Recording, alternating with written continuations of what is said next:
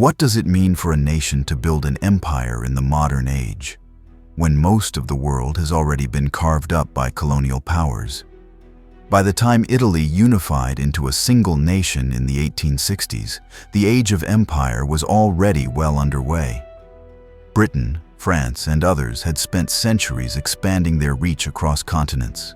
Italy, newly born and eager to prove itself, was late to the game. But that didn't stop it from trying.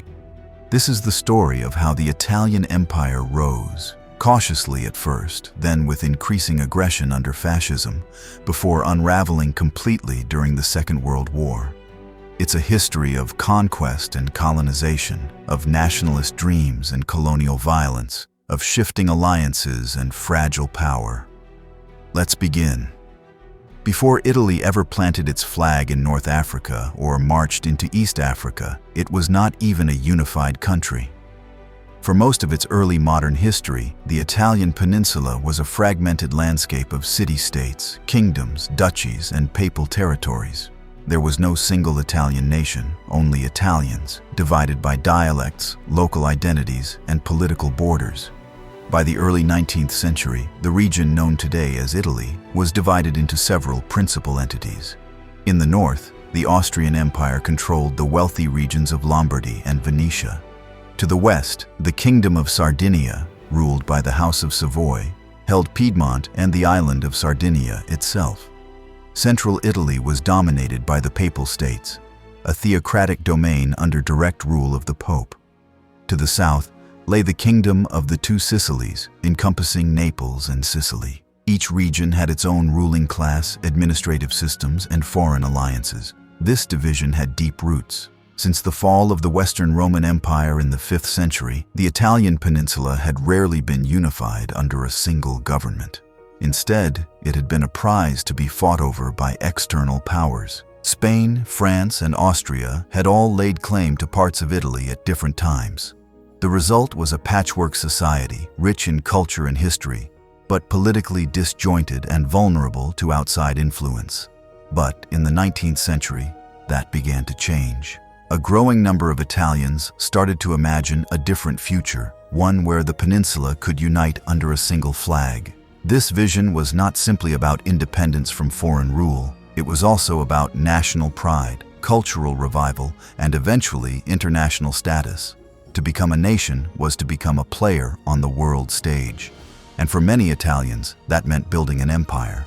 The idea of an Italian empire did not begin with Mussolini or even with the Fascists. It had deeper origins in the 19th century nationalist movement known as the Risorgimento, or resurgence. The Risorgimento was a loose collection of political and social movements that aimed to unify Italy and create a single national identity. While different factions had different visions of what a unified Italy would look like, some favored a republic, others a monarchy, all agreed that the current divisions were holding the peninsula back. One of the key early thinkers of the Risorgimento was Giuseppe Mazzini. Born in Genoa in 1805, Mazzini believed in the power of republican ideals and popular sovereignty.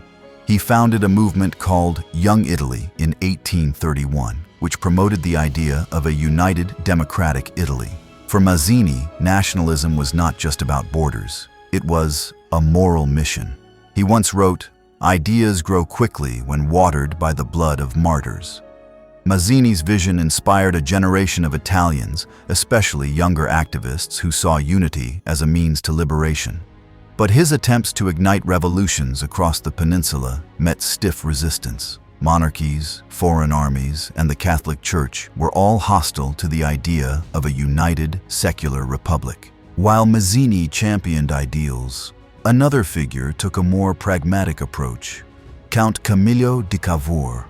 As Prime Minister of the Kingdom of Sardinia under King Victor Emmanuel II, Cavour believed that unification could be achieved through diplomacy and military alliances rather than uprisings alone. Cavour focused on building the economic and military strength of Piedmont Sardinia and securing the support of powerful allies like France. In 1859, the Second War of Italian Independence began. With French support, Piedmont Sardinia fought against Austrian forces in northern Italy. The war was not a total victory, but it resulted in the annexation of Lombardy. Over the next few years, a combination of military campaigns, popular uprisings, and strategic diplomacy brought more regions under the Sardinian crown. One of the most iconic moments came in 1860 with the expedition of Giuseppe Garibaldi. A revolutionary and former follower of Mazzini, Garibaldi led a volunteer force known as the Thousand on a daring campaign to conquer the kingdom of the Two Sicilies.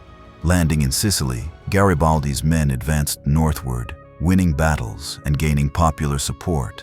By 1861, he handed over his conquests to King Victor Emmanuel, paving the way for the proclamation of the Kingdom of Italy. Unification was not yet complete. Rome remained under papal control until 1870, and Venetia was still held by Austria until 1866. But the foundation of the modern Italian state had been laid. With the formation of a unified Italy, the question arose, what kind of nation would this be? For some, it was enough to have created a single state out of many, but others believed that to be truly equal among the European powers, Italy needed colonies. Empire was not just about land, it was about status. France had Algeria, Britain held vast territories across Africa and Asia. Even Belgium had carved out an empire in the Congo. Italy, newly unified and ambitious, did not want to be left behind. There was also a cultural dimension. Italian elites often looked back to the grandeur of the Roman Empire. This nostalgia for Rome, its power, architecture, and perceived civilizing mission, shaped the way many Italians thought about their place in the world. The idea of a new Rome was not just a fascist slogan. It had roots in 19th century thought and was embraced by writers, politicians, and nationalists alike. Economic motivations also played a role. The southern regions of Italy remained poor and underdeveloped after unification. Emigration was rising, especially to the Americas. Colonies, some believed, could provide land, raw materials, and opportunities for Italian settlers. They might also offer new markets for Italian goods in a rapidly industrializing world. By the early 1860s, the dream of a united Italy had become a reality, but only in part. After decades of revolution, diplomacy, and warfare, the Kingdom of Italy was proclaimed in the year 1861 under the rule of King Victor Emmanuel II. But the journey to national unification was far from over. What followed over the next decade would complete the physical map of Italy and lay the foundation for its ambitions abroad. The declaration of the Kingdom of Italy in March of 1861 was a symbolic turning point. It marked the official political birth of a unified state. However, large portions of the Italian peninsula remained outside the control of the new kingdom. Two key areas, Venetia and Rome, were still held by foreign powers, namely the Austrian Empire and the Papal States, respectively. To the north, the region of Venetia was under direct Austrian control. The Austrians had long considered northern Italy essential to their imperial interests, and they had no intention of relinquishing it easily. The Kingdom of Italy, still fragile and recently formed, lacked the strength to take it by force alone. However, events unfolding in Central Europe would soon shift the balance. In the mid-1860s, Prussia, under the leadership of Otto von Bismarck, was rapidly rising as a dominant power within the German states. Bismarck had his sights set on weakening Austrian influence and expanding Prussian dominance. Italy saw an opportunity. In 1866, Italy entered into a military alliance with Prussia. The two nations agreed to fight a common war against Austria, with Prussia aiming to unify Germany and Italy aiming to claim Venetia. This became known as the Austro-Prussian War, or the 7 Weeks' War. Although the Italian military suffered defeats on the battlefield, most notably at the Battle of Custoza, Prussia's decisive victory at Königgrätz forced Austria to seek peace. As part of the settlement, Austria ceded Venetia to France, which then passed it on to Italy. This diplomatic maneuver allowed Italy to claim the territory without a direct military victory, expanding the nation's borders further and bringing it closer to full unification. Still, one vital piece was missing: Rome. The city of Rome remained under the control of the Papal States, and was protected by French troops under Emperor Napoleon III. For Italian nationalists, Rome was more than a strategic or geographic target. It was a cultural and historical symbol. As the former heart of the Roman Empire and the center of Catholic Christianity, Rome held immense significance in the Italian consciousness. However, the presence of French troops complicated any plans to seize the city. The French government, despite being an ally at times, was committed to defending the Pope's temporal authority over the Papal States. Any move by Italy to take Rome by force risked war with France. The situation remained in a tense stalemate for several years. During this time, the Italian government designated Florence as a temporary capital. Yet, Rome remained the goal, and nationalist pressure continued to mount. Everything changed in the year 1870. In July of that year, the Franco-Prussian War erupted. Napoleon III withdrew French forces from Rome to focus on the conflict with Prussia. This sudden withdrawal created a power vacuum in the Papal States. Italian forces quickly moved to seize the opportunity. In September of 1870, Italian troops entered the Papal territories and laid siege to the city. Pope Pius IX, unwilling to surrender but unable to withstand modern artillery, ordered his small force to offer token resistance. The city fell with minimal bloodshed. The Italian government held a public plebiscite in the former papal territories, and the vote overwhelmingly favored annexation. On October of the same year, Rome was officially declared part of the Kingdom of Italy. In July of the following year, it was made the new capital. The annexation of Rome completed the political unification of the Italian peninsula, but it also sparked a long-standing conflict between the Italian state and the Catholic Church. Pope Pius IX refused to recognize the legitimacy of the Italian annexation and declared himself a prisoner in the Vatican.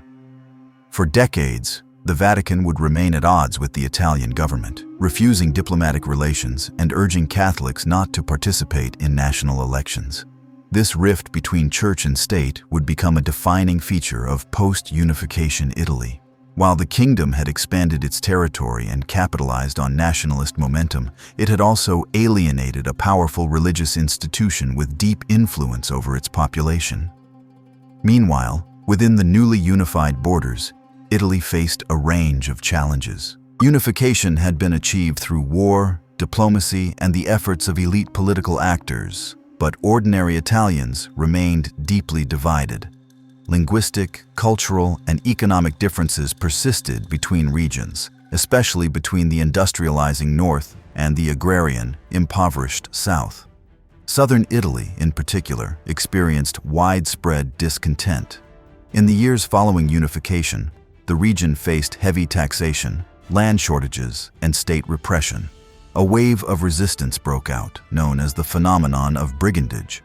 Although often labeled as criminal activity, much of it had political and social roots. Many southern peasants felt betrayed by unification, which they saw not as liberation but as a new form of exploitation by a distant northern government. The Italian state responded harshly, deploying tens of thousands of troops to suppress the unrest. The repression was severe, involving mass arrests, executions, and scorched earth tactics. The so-called Southern Question, the deep economic and political divide between North and South, would persist for generations, shaping Italian politics well into the 20th century.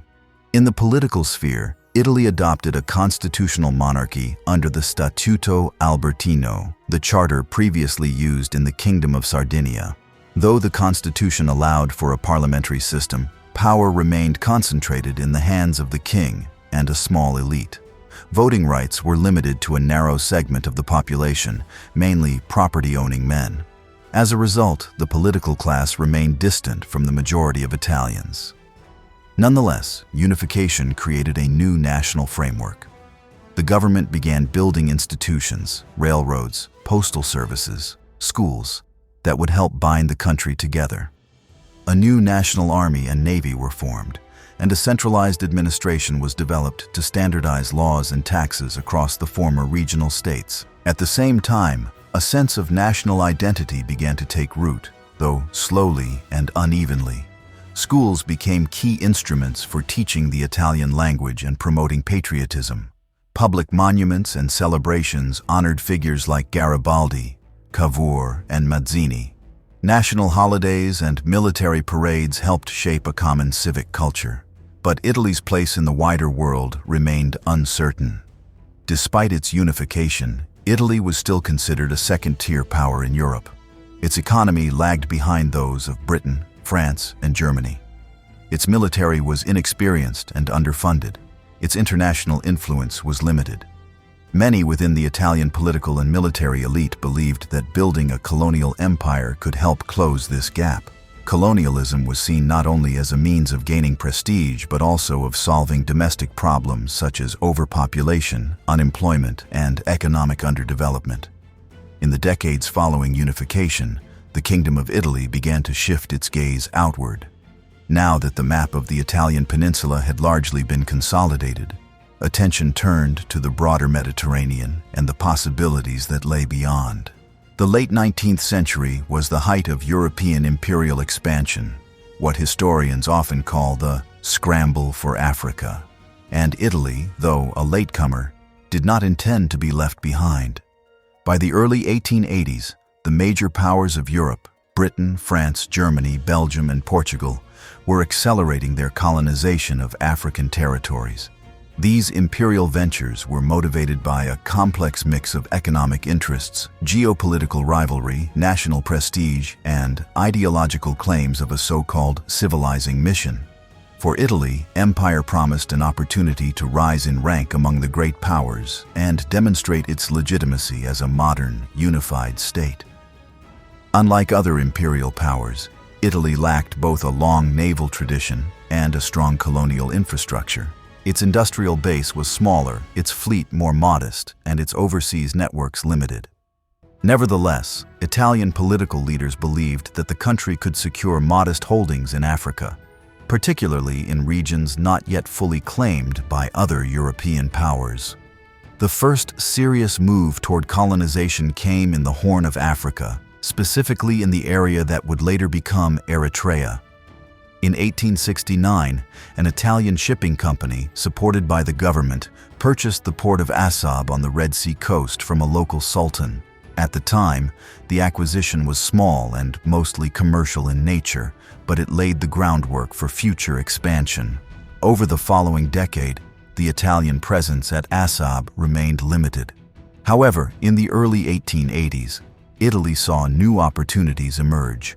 The Egyptian withdrawal from the region due to internal instability and the waning influence of the Ottoman Empire created a power vacuum in the coastal areas along the Red Sea. Italy, seeking to capitalize on this moment, began expanding its presence northward toward the more strategically important port of Massawa. In 1885, Italy formally occupied Massawa. This occupation was not initially opposed by the British, who had their own interests in the region and saw Italian presence as a counterweight to French influence. The port became the central base of Italian operations in the Red Sea. From there, Italian forces extended their control inland into what would become the colony of Eritrea. This early expansion was supported by Italy's first significant colonial administration. In 1889, the Italian government formally declared the establishment of the colony of Eritrea. It marked the first time the Kingdom of Italy claimed a territory beyond the European continent under its direct rule. Eritrea's value was both strategic and symbolic. It gave Italy a foothold in East Africa, positioned near the Bab el-Mandeb Strait, an important route for ships traveling to and from the Suez Canal. It also served as a statement to the rest of Europe that Italy was now a participant in the colonial order. At the same time, Italian attention turned southward along the Somali coast. In this region, divided among local sultanates and clan alliances, foreign powers had already begun to carve out influence.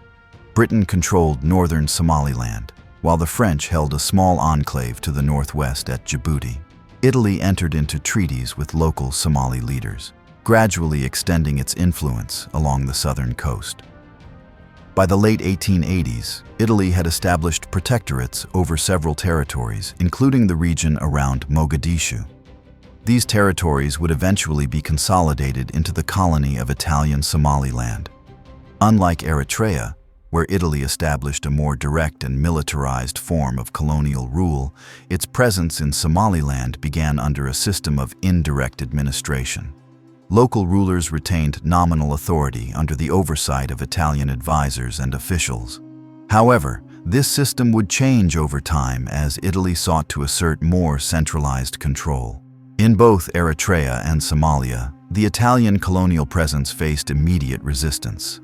Local populations viewed the foreign occupation with hostility, especially as Italian policies began to infringe on land rights, trade practices, and social structures. Rebellions, skirmishes, and guerrilla warfare became common, particularly in the hinterlands where Italian control was weakest. The military campaigns needed to suppress these uprisings placed a heavy burden on Italy's limited resources. Unlike Britain or France, Italy did not have a global empire to draw from.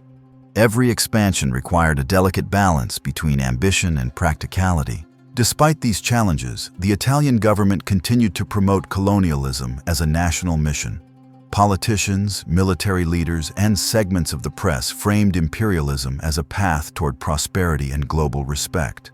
In Parliament, debates raged over the costs and consequences of empire, but a consensus gradually emerged that overseas territories were necessary for national growth.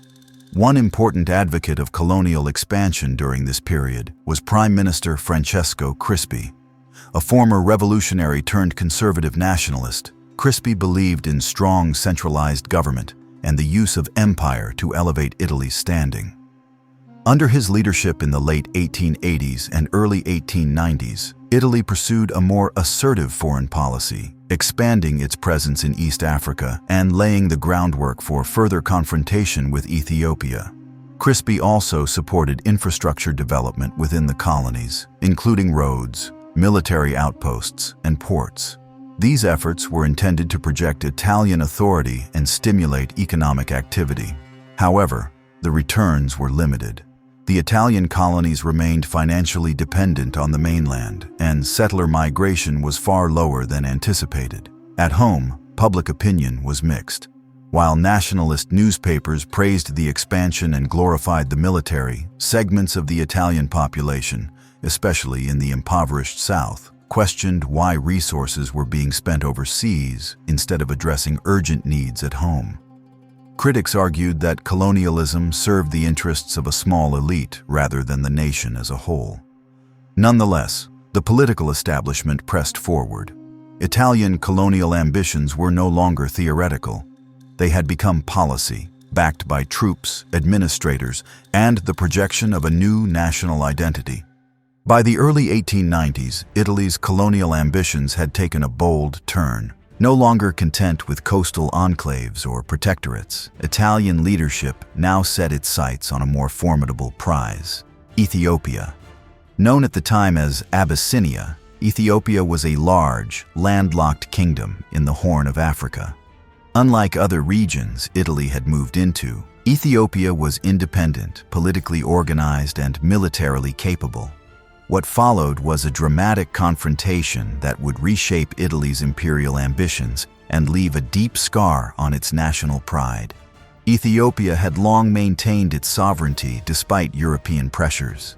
Its mountainous terrain, centralized monarchy, and ability to mobilize large numbers of troops made it difficult to subdue. Moreover, it was a kingdom with a long historical memory, proud of its Christian legacy and its independence. As Italy looked to expand beyond Eritrea and solidify its position in East Africa, it underestimated both the resolve and the capabilities of the Ethiopian state. The conflict between Italy and Ethiopia was rooted in a treaty signed in the year 1889, known as the Treaty of Wuchala. The agreement was negotiated between Italian representatives and the newly crowned Ethiopian emperor, Menelik II. The Italian version of the treaty included a clause that effectively made Ethiopia a protectorate of the Kingdom of Italy, giving Italy control over its foreign affairs. However, the Amharic version of the treaty did not include this clause.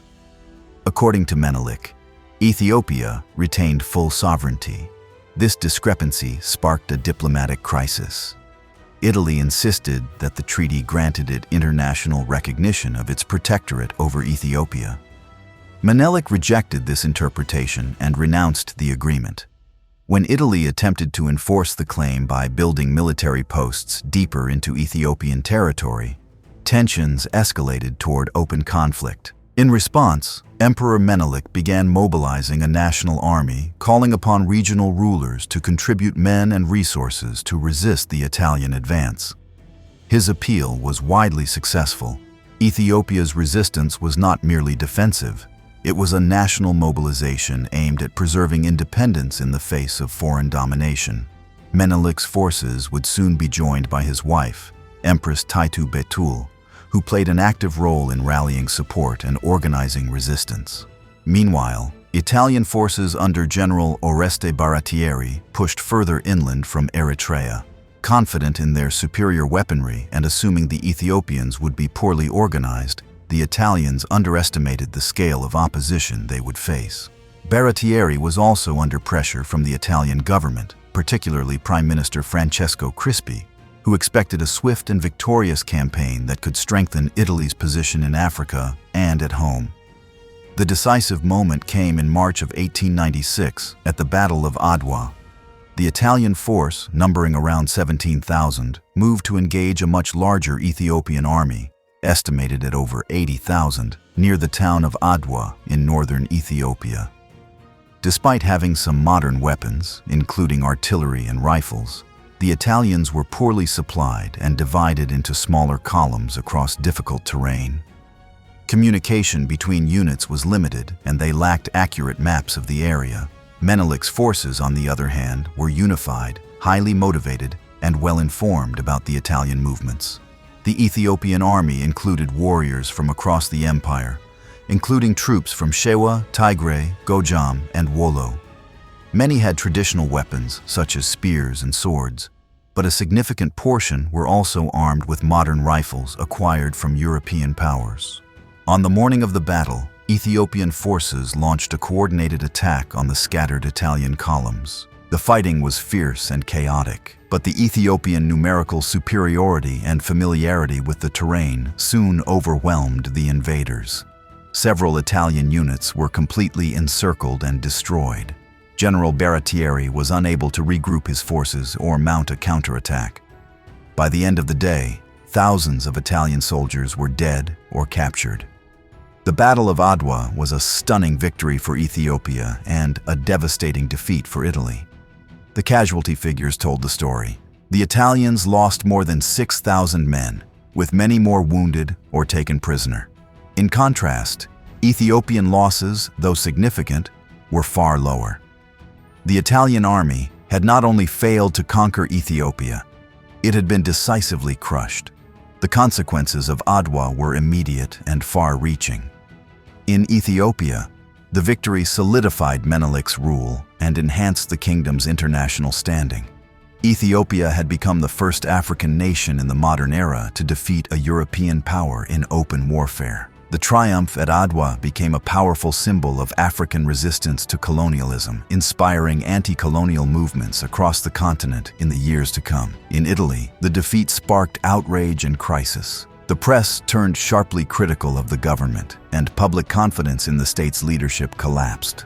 Prime Minister Francesco Crispi resigned in disgrace shortly after the defeat, marking the end of his political career.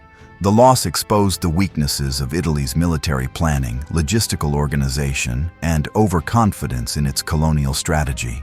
The humiliation also had a psychological impact. For a country that had only recently unified and was eager to assert itself on the world stage, the defeat at Adwa was not merely a military failure, it was a blow to national identity.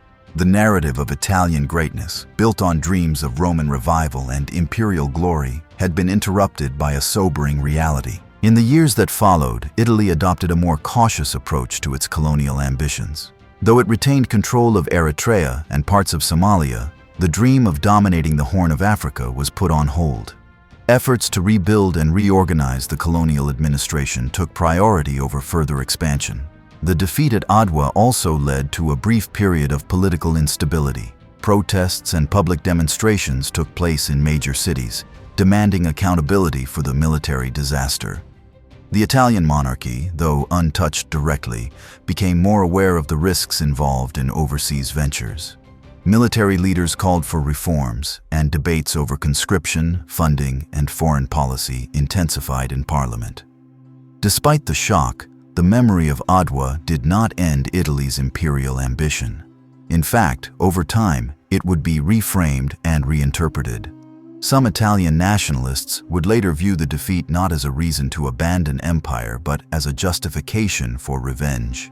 In their eyes, the honor of the nation needed to be restored. This desire for redemption would linger in Italian political culture for decades and eventually find new expression under a different regime in the 20th century. For Ethiopia, Adwa was a milestone of sovereign strength. Menelik II used the victory to negotiate favorable treaties with European powers, securing recognition of Ethiopia's independence. The kingdom entered the new century with heightened prestige and continued efforts to modernize its infrastructure and military. In the aftermath of the crushing defeat at Adwa, the Kingdom of Italy entered a period of introspection. The dream of swift imperial expansion had been shattered, and public confidence in overseas adventures was shaken. Yet the desire to claim a place among the great powers of Europe did not disappear. Rather than abandon its colonial ambitions, Italy began a process of regrouping, politically, militarily, and administratively. Following the resignation of Prime Minister Francesco Crispi, Italy's foreign policy took on a more cautious tone. Successive governments sought to stabilize the empire's existing holdings in East Africa rather than pursue aggressive expansion. The colonies of Eritrea and Italian Somaliland, though modest in scale and economic return, were gradually fortified with new infrastructure, administrative reforms, and military garrisons. Italian colonial administrators worked to reassert control over regions where rebellion had followed the Adwa defeat. In Eritrea, this meant a combination of military patrols and negotiated arrangements with local leaders. Roads were extended from Massawa into the highlands, and outposts were built to support Italian troops stationed throughout the territory. Though the colony remained small and economically dependent on subsidies from Rome, it served a vital role in maintaining a symbolic Italian presence on the African continent. In Italian Somaliland, similar measures were taken. Agreements with local Somali clans were renegotiated or enforced by military pressure. Italy expanded its presence in the port cities of Mogadishu and Merka, while inland regions remained difficult to govern. Trade networks were slowly restored, though profits remained minimal. Agricultural development projects were launched, but the hot and arid climate limited success. Most significantly, Italy maintained its foothold in the region not for immediate economic gain, but for long-term strategic potential. These efforts were supported by reforms within the Italian military. The humiliating lessons of Adwa prompted significant changes in recruitment, officer training, and strategic planning. By the turn of the century, the Italian army had undergone structural modernization. New weapons were acquired, including updated rifles and artillery. Military academies were restructured to emphasize tactical competence and command discipline. One of the prominent military leaders during this time was General Antonio Baldassarre, who had served as governor of Eritrea after the Battle of Adwa. Known for his strict discipline and administrative skill, Baldassarre implemented reforms aimed at creating a more efficient and responsive colonial army. His tenure helped stabilize the colony and restore some measure of Italian credibility in the region. Meanwhile, Italian politics at home were also evolving. The turn of the 20th century marked a gradual expansion of the electorate and the emergence of new political forces, including the Italian Socialist Party. These domestic developments influenced how colonial policy was debated in Parliament. Critics of imperialism, especially from the left, argued that resources were being wasted abroad while poverty and inequality persisted in the south of Italy. Yet many politicians in the liberal and conservative blocs defended the colonies as vital tools for prestige, migration, and trade. The migration argument was especially significant. Italy, during this period, experienced one of the largest emigration waves in modern European history. Millions of Italians left for the Americas, especially the United States, Argentina, and Brazil. Some policymakers believed that developing overseas colonies could offer an alternative outlet for surplus population, especially from the impoverished southern provinces. However, this theory did not translate into reality. Italian settlement in Eritrea and Somalia remained minimal. Harsh climates, lack of arable land, and limited infrastructure discouraged mass migration.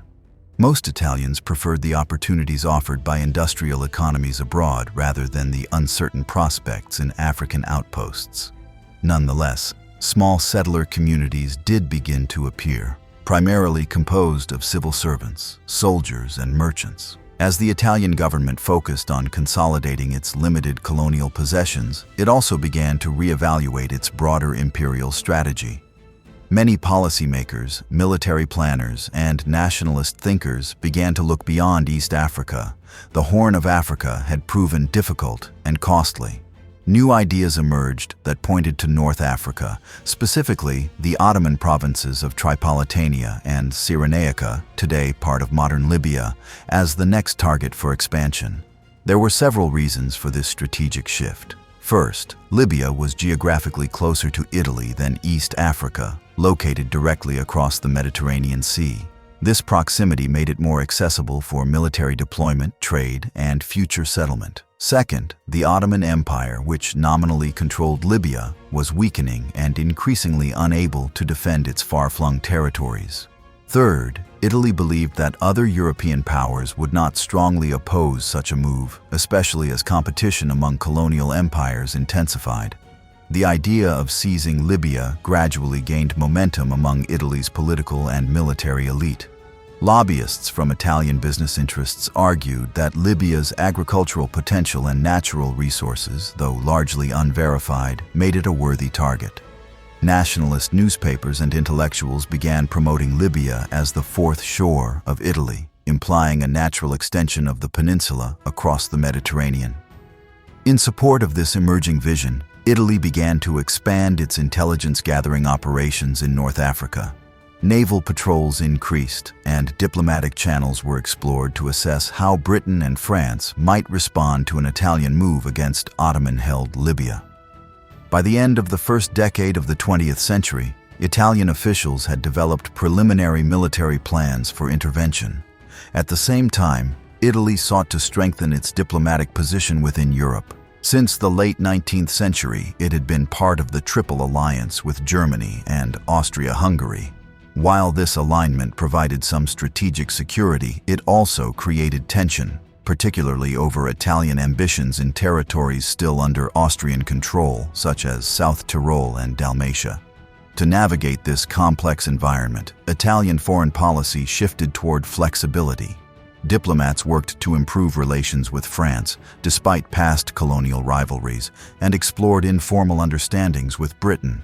These diplomatic efforts would prove essential in gaining tacit approval for a future war with the Ottoman Empire. In the autumn of the year 1911, Italy launched a full-scale military campaign against the Ottoman Empire, targeting the coastal provinces of Tripolitania and Cyrenaica, territories that today make up modern-day Libya.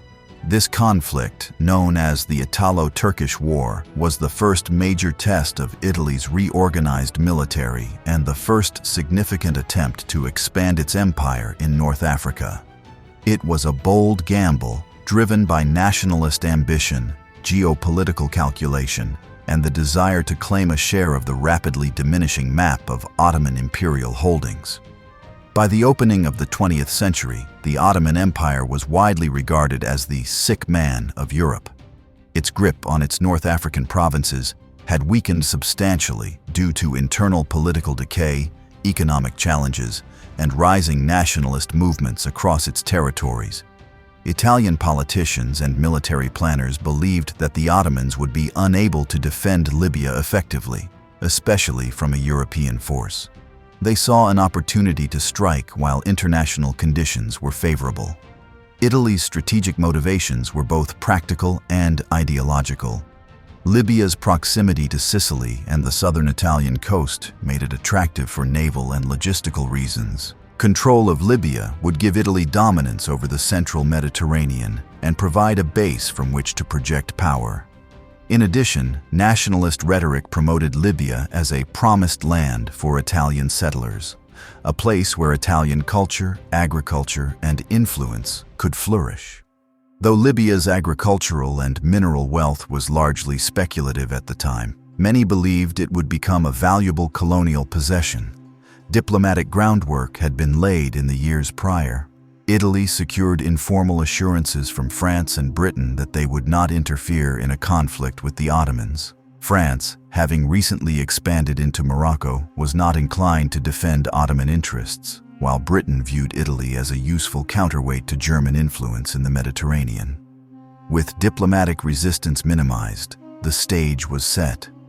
On September 29, 1911, Italy issued an ultimatum to the Ottoman Empire, demanding the immediate transfer of sovereignty over Tripolitania and Cyrenaica. The Ottomans refused. Hours later, Italy declared war. Italian warships began bombarding coastal cities, including Tripoli, Benghazi, and Derna. Amphibious landings quickly followed. At first, the Italian high command believed the war would be short and decisive. The early phases of the invasion focused on securing the coastal areas, where Ottoman forces were lightly garrisoned and poorly supplied. Initial victories came quickly. Italian troops occupied Tripoli within days. However, the situation on the ground soon proved far more complex than expected. The Ottoman government, though unable to send large reinforcements by sea due to Italy's naval blockade, managed to organize resistance through local Arab and Berber tribes. Ottoman officers, including future Turkish nationalist leaders such as Mustafa Kemal, who would later become known as Ataturk, joined local fighters in organizing a guerrilla campaign against the Italian invaders. Operating from inland positions, these combined forces used the harsh desert terrain to launch ambushes, disrupt supply lines, and limit Italy's control to narrow coastal strips. What had been envisioned as a quick and glorious campaign turned into a prolonged struggle. Italy responded with military escalation, bringing in more troops, artillery, and eventually aircraft. The conflict saw the first recorded use of airplanes for reconnaissance and bombing in warfare, marking a significant moment in the history of military technology. Italian aircraft dropped grenades and improvised bombs on Ottoman positions, while reconnaissance flights helped coordinate ground operations. Despite these innovations, progress remained slow. Italy's military faced logistical challenges in the desert and struggled to adapt to unconventional warfare. The enemy was not a traditional army defending fixed positions, but a mobile and locally supported resistance movement that could fade into the landscape and strike unpredictably. To consolidate its hold, Italy turned to harsh counterinsurgency measures. Villages suspected of supporting Ottoman or local fighters were bombarded or razed. Civilians were detained or deported. These tactics generated international criticism and hardened local opposition.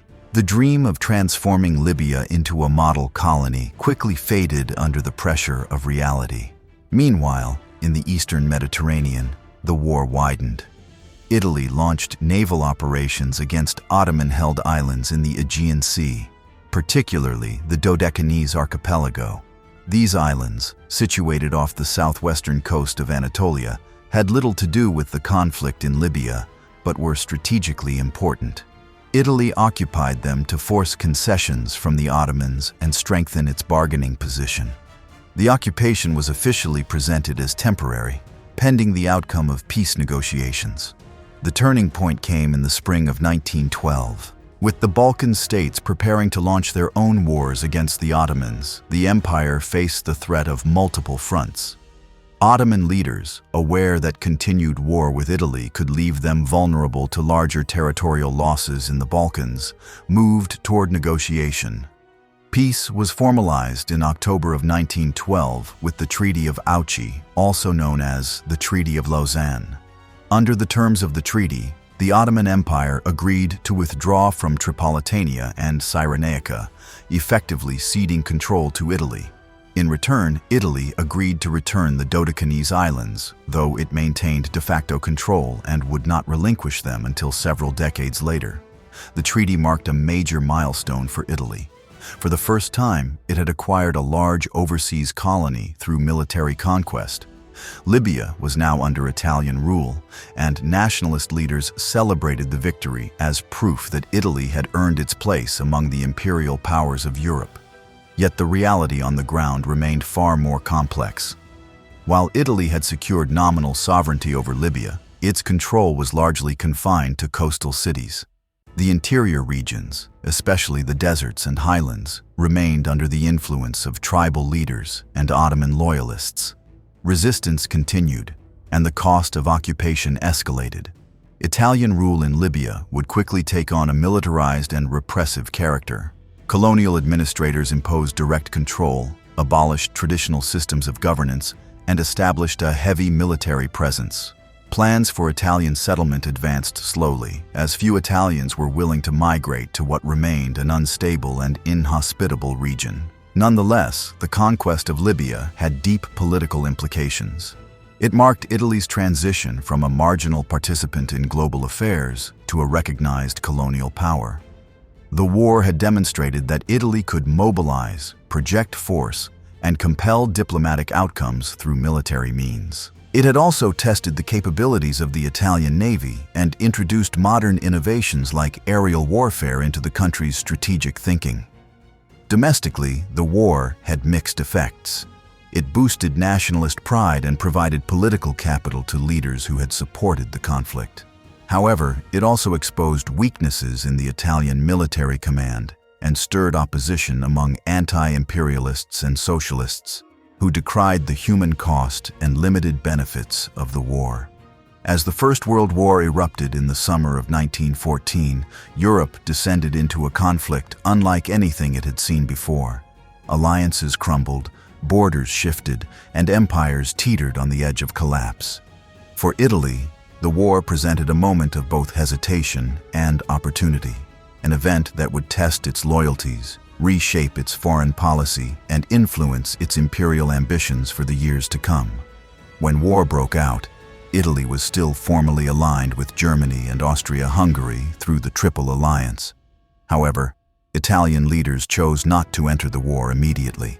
The alliance had been defensive in nature, and Italy argued that Austria's aggression in the Balkans had released it from its obligations. Instead of rushing into battle, Italy watched and waited, calculating the best path forward. Behind closed doors, Italian diplomats began negotiating with both sides. The Entente powers, Britain, France, and Russia, were eager to bring Italy into the war to open a new front against Austria-Hungary. They promised territorial rewards in exchange for Italy's entry. This diplomatic effort culminated in the Treaty of London, signed in April of 1915. In it, the Entente powers pledged to grant Italy several regions if the Allies were victorious, including South Tyrol, Trentino, Istria, and Dalmatian Islands, all territories held by Austria-Hungary. In May of that same year, Italy declared war on Austria-Hungary and entered the war on the side of the Allies. The decision was deeply controversial within Italy. Many socialists and anti-war activists opposed the move, arguing that it would bring hardship without benefit. Others, particularly nationalist leaders, believed it was a necessary step to complete the national project and expand Italy's influence. Italy's war experience was brutal and costly. Much of the fighting took place along the mountainous front in the Alps and Dolomites. Italian and Austro-Hungarian forces engaged in a series of grueling campaigns, most notably the 12 battles of the Isonzo River. These operations resulted in enormous casualties with little territorial gain. Harsh weather, difficult terrain, and poor leadership compounded the suffering of Italian soldiers, many of whom came from rural backgrounds and had little experience with modern warfare. One of the most traumatic events for Italy was the defeat at Caporetto in October of 1917. German and Austro-Hungarian forces launched a surprise offensive that overwhelmed Italian lines, forcing a massive retreat and leading to the capture of tens of thousands of Italian troops. The loss triggered a national crisis. The government reorganized its military leadership and morale plummeted. However, with the help of Allied reinforcements and a stronger defensive line, Italy managed to recover and regroup in the following months.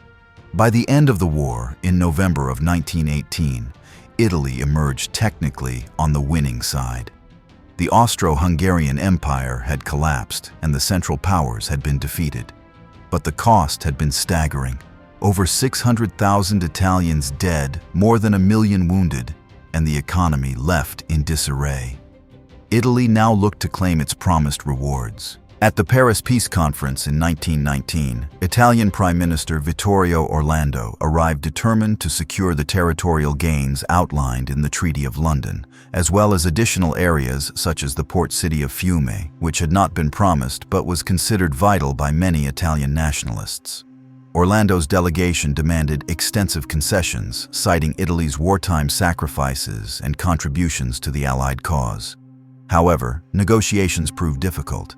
The United States, under President Woodrow Wilson, opposed many of Italy's claims, especially those that contradicted his principles of national self-determination.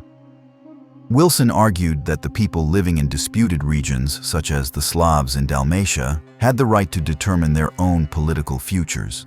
France and Britain, though sympathetic, were preoccupied with their own post-war arrangements and offered limited support to Italian demands. Italy's hopes for a grand expansion were soon dashed.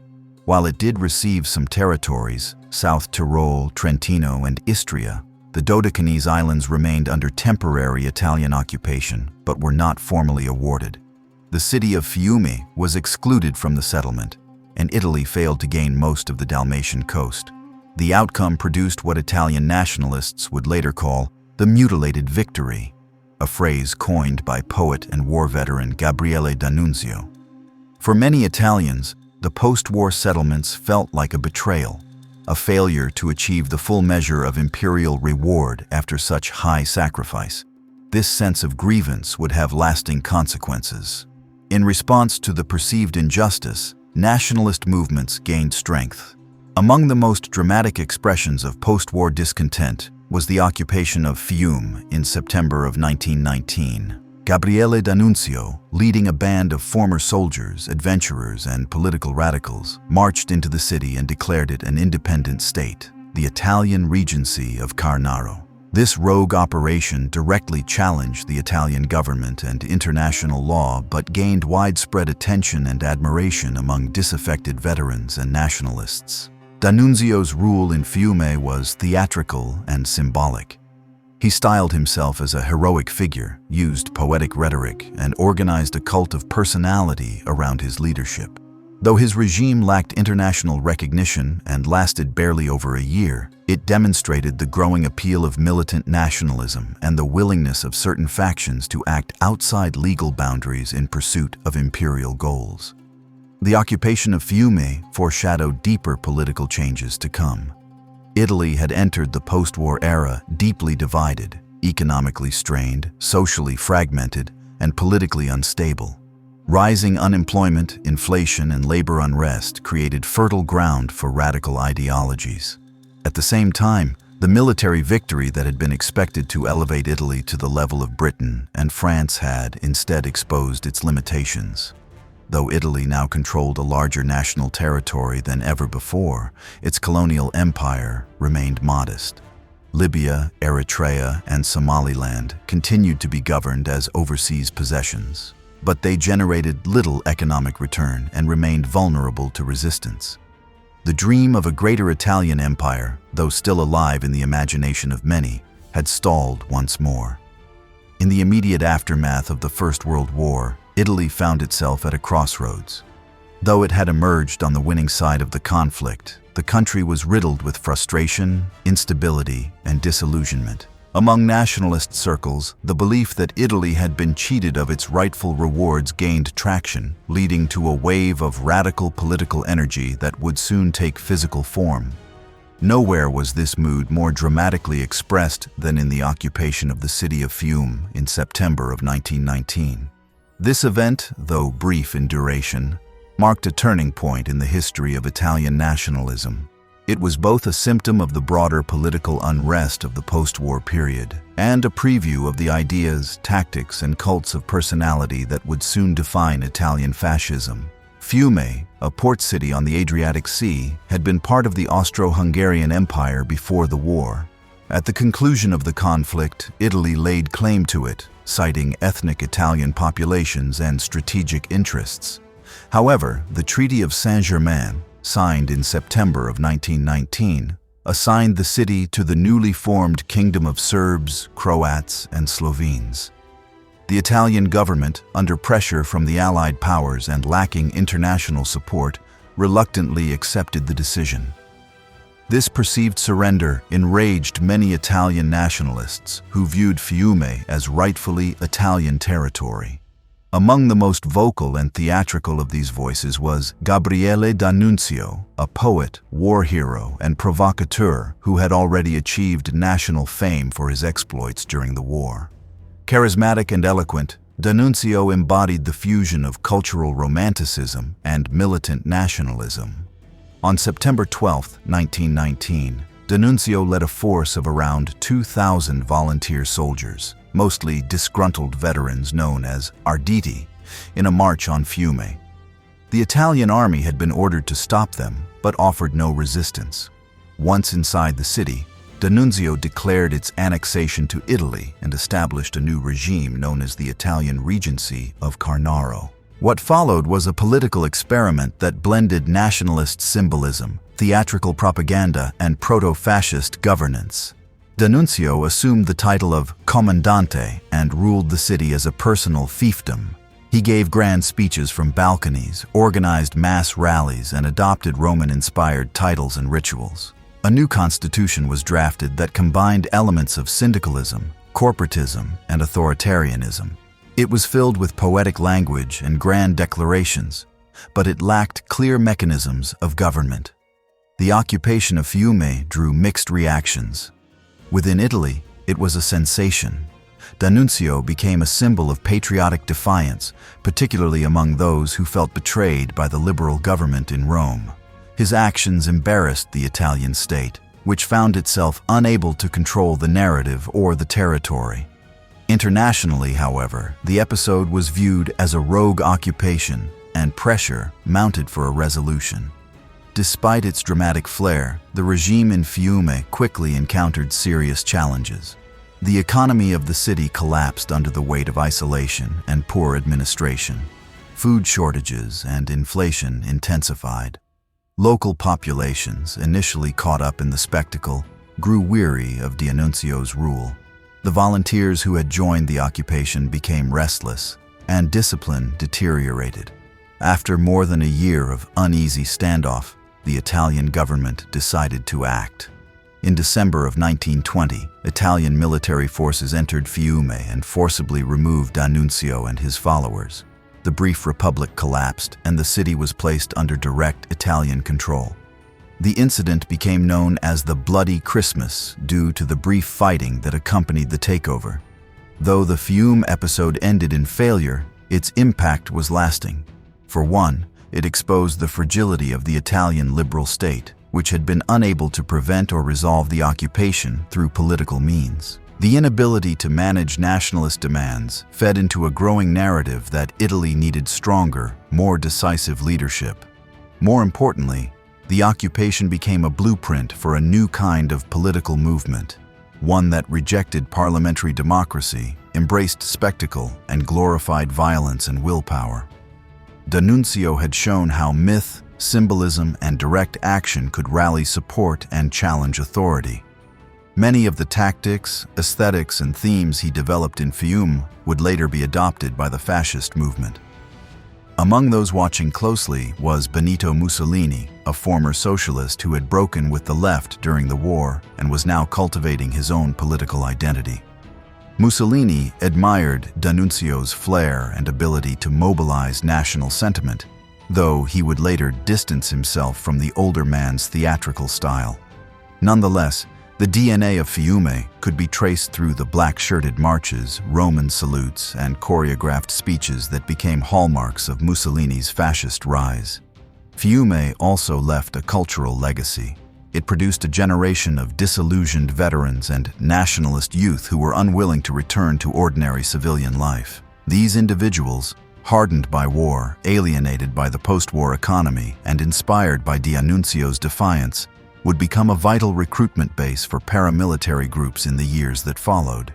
In addition, the experience demonstrated how colonial ideology could be internalized and turned inward. The rhetoric used to justify the seizure of Fiume, claims of cultural destiny, historical entitlement, and racial superiority, mirrored the justifications employed in Africa and other colonial arenas. The imperial mindset was not confined to overseas territories. It shaped how Italians thought about borders, ethnicity, and national identity within Europe itself. Following D'Annunzio's ousting, the city of Fiume remained a point of contention. It would eventually be annexed by Italy through diplomatic negotiation in 1924, long after the occupation had ended. But by that point, the political center of gravity in Italy had shifted decisively. By the early 1920s, Italy was in a state of profound instability. The post-war promise of prosperity had failed to materialize. Economic turmoil, social unrest, and political fragmentation dominated the national landscape. Workers' strikes, factory occupations, peasant land seizures, and growing disillusionment with the liberal state gave rise to violent street confrontations and calls for radical change. In this environment of chaos and uncertainty, a new political force emerged, one that claimed to offer order, strength, and national revival. That force was fascism, and its leader was Benito Mussolini. Mussolini had not always been a nationalist. In his earlier political life, he had been a prominent socialist and the editor of the newspaper Avanti, the official paper of the Italian Socialist Party. However, his support for Italian intervention in the First World War led to a break with the party in 1914. In the years that followed, he began to drift ideologically, combining elements of nationalism, authoritarianism, anti-communism, and populism into a new political vision. In March of 1919, Mussolini founded the Fasci Italiani di Combattimento, or Italian Combat Leagues. The name evoked unity and strength, drawing from the ancient Roman fasces, a bundle of rods symbolizing authority. The movement attracted a variety of followers: ex-soldiers, disgruntled nationalists, anti-socialists, and young men angry at the state's perceived weakness. These early fascist squads, known as squadristi, soon became infamous for their black uniforms and violent tactics. The fascists presented themselves as defenders of the nation against the threat of socialism and disorder. They used paramilitary violence to attack labor unions, socialist party offices, and peasant cooperatives, especially in rural regions where landowners felt threatened by leftist agitation. The government, often paralyzed or sympathetic, did little to stop the violence. Local authorities, especially in the provinces, sometimes collaborated with or ignored the actions of fascist squads, viewing them as a lesser evil compared to revolutionary socialism. Mussolini, meanwhile, proved adept at crafting a message that appealed across class lines. He promised national strength, economic stability, and a revival of Italy's imperial destiny. His speeches blended modern populism with ancient Roman symbolism, evoking images of glory, sacrifice, and unity. He positioned himself not as a traditional politician, but as a man of action, a new kind of leader for a new era. By 1921, the fascist movement had grown significantly. In that year's parliamentary elections, the newly formed National Fascist Party gained seats in the Chamber of Deputies. Although not yet dominant, the fascists had entered mainstream politics, and Mussolini began working to build alliances with conservative elites, business leaders, and elements of the military. This strategy was deliberate. Mussolini understood that raw street power was not enough. He needed the support, or at least the neutrality, of Italy's traditional institutions. He assured industrialists that fascism would crush communism, reassured the monarchy that it would be respected, and promised landowners protection from rural unrest. At the same time, he continued to mobilize his base through fiery rhetoric and public demonstrations of force. Throughout 1921 and into 1922, Italy remained gripped by uncertainty. The liberal government was weak and unable to contain the escalating violence. Coalition cabinets collapsed one after another. Strikes, assassinations, and riots further undermined public confidence in the state. In October of 1922, Mussolini and his supporters made their decisive move, organizing a mass mobilization known as the Marcia su Roma, or March on Rome. Fascist squads from across the country converged on the capital. Their goal was to intimidate the government into handing over power.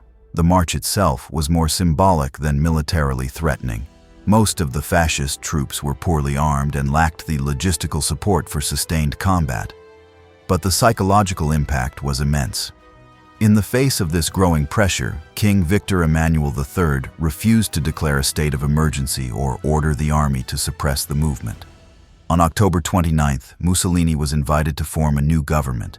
He traveled from Milan to Rome, dressed in civilian clothes rather than military uniform, and assumed the role of prime minister with the king's blessing. The transition was legal in form, but revolutionary in substance. A movement that had grown through violence and intimidation now held the reins of power. The fascist seizure of power did not result from a single battle or a dramatic overthrow. It was the culmination of a 3-year campaign of street violence, political maneuvering, and institutional collapse. Mussolini's rise was as much a story of weakness in the existing system as it was of strength in the new movement. Once in office, Mussolini moved cautiously at first. He formed a coalition cabinet that included conservatives, liberals, and members of the military. He presented himself as a moderate statesman working within constitutional boundaries.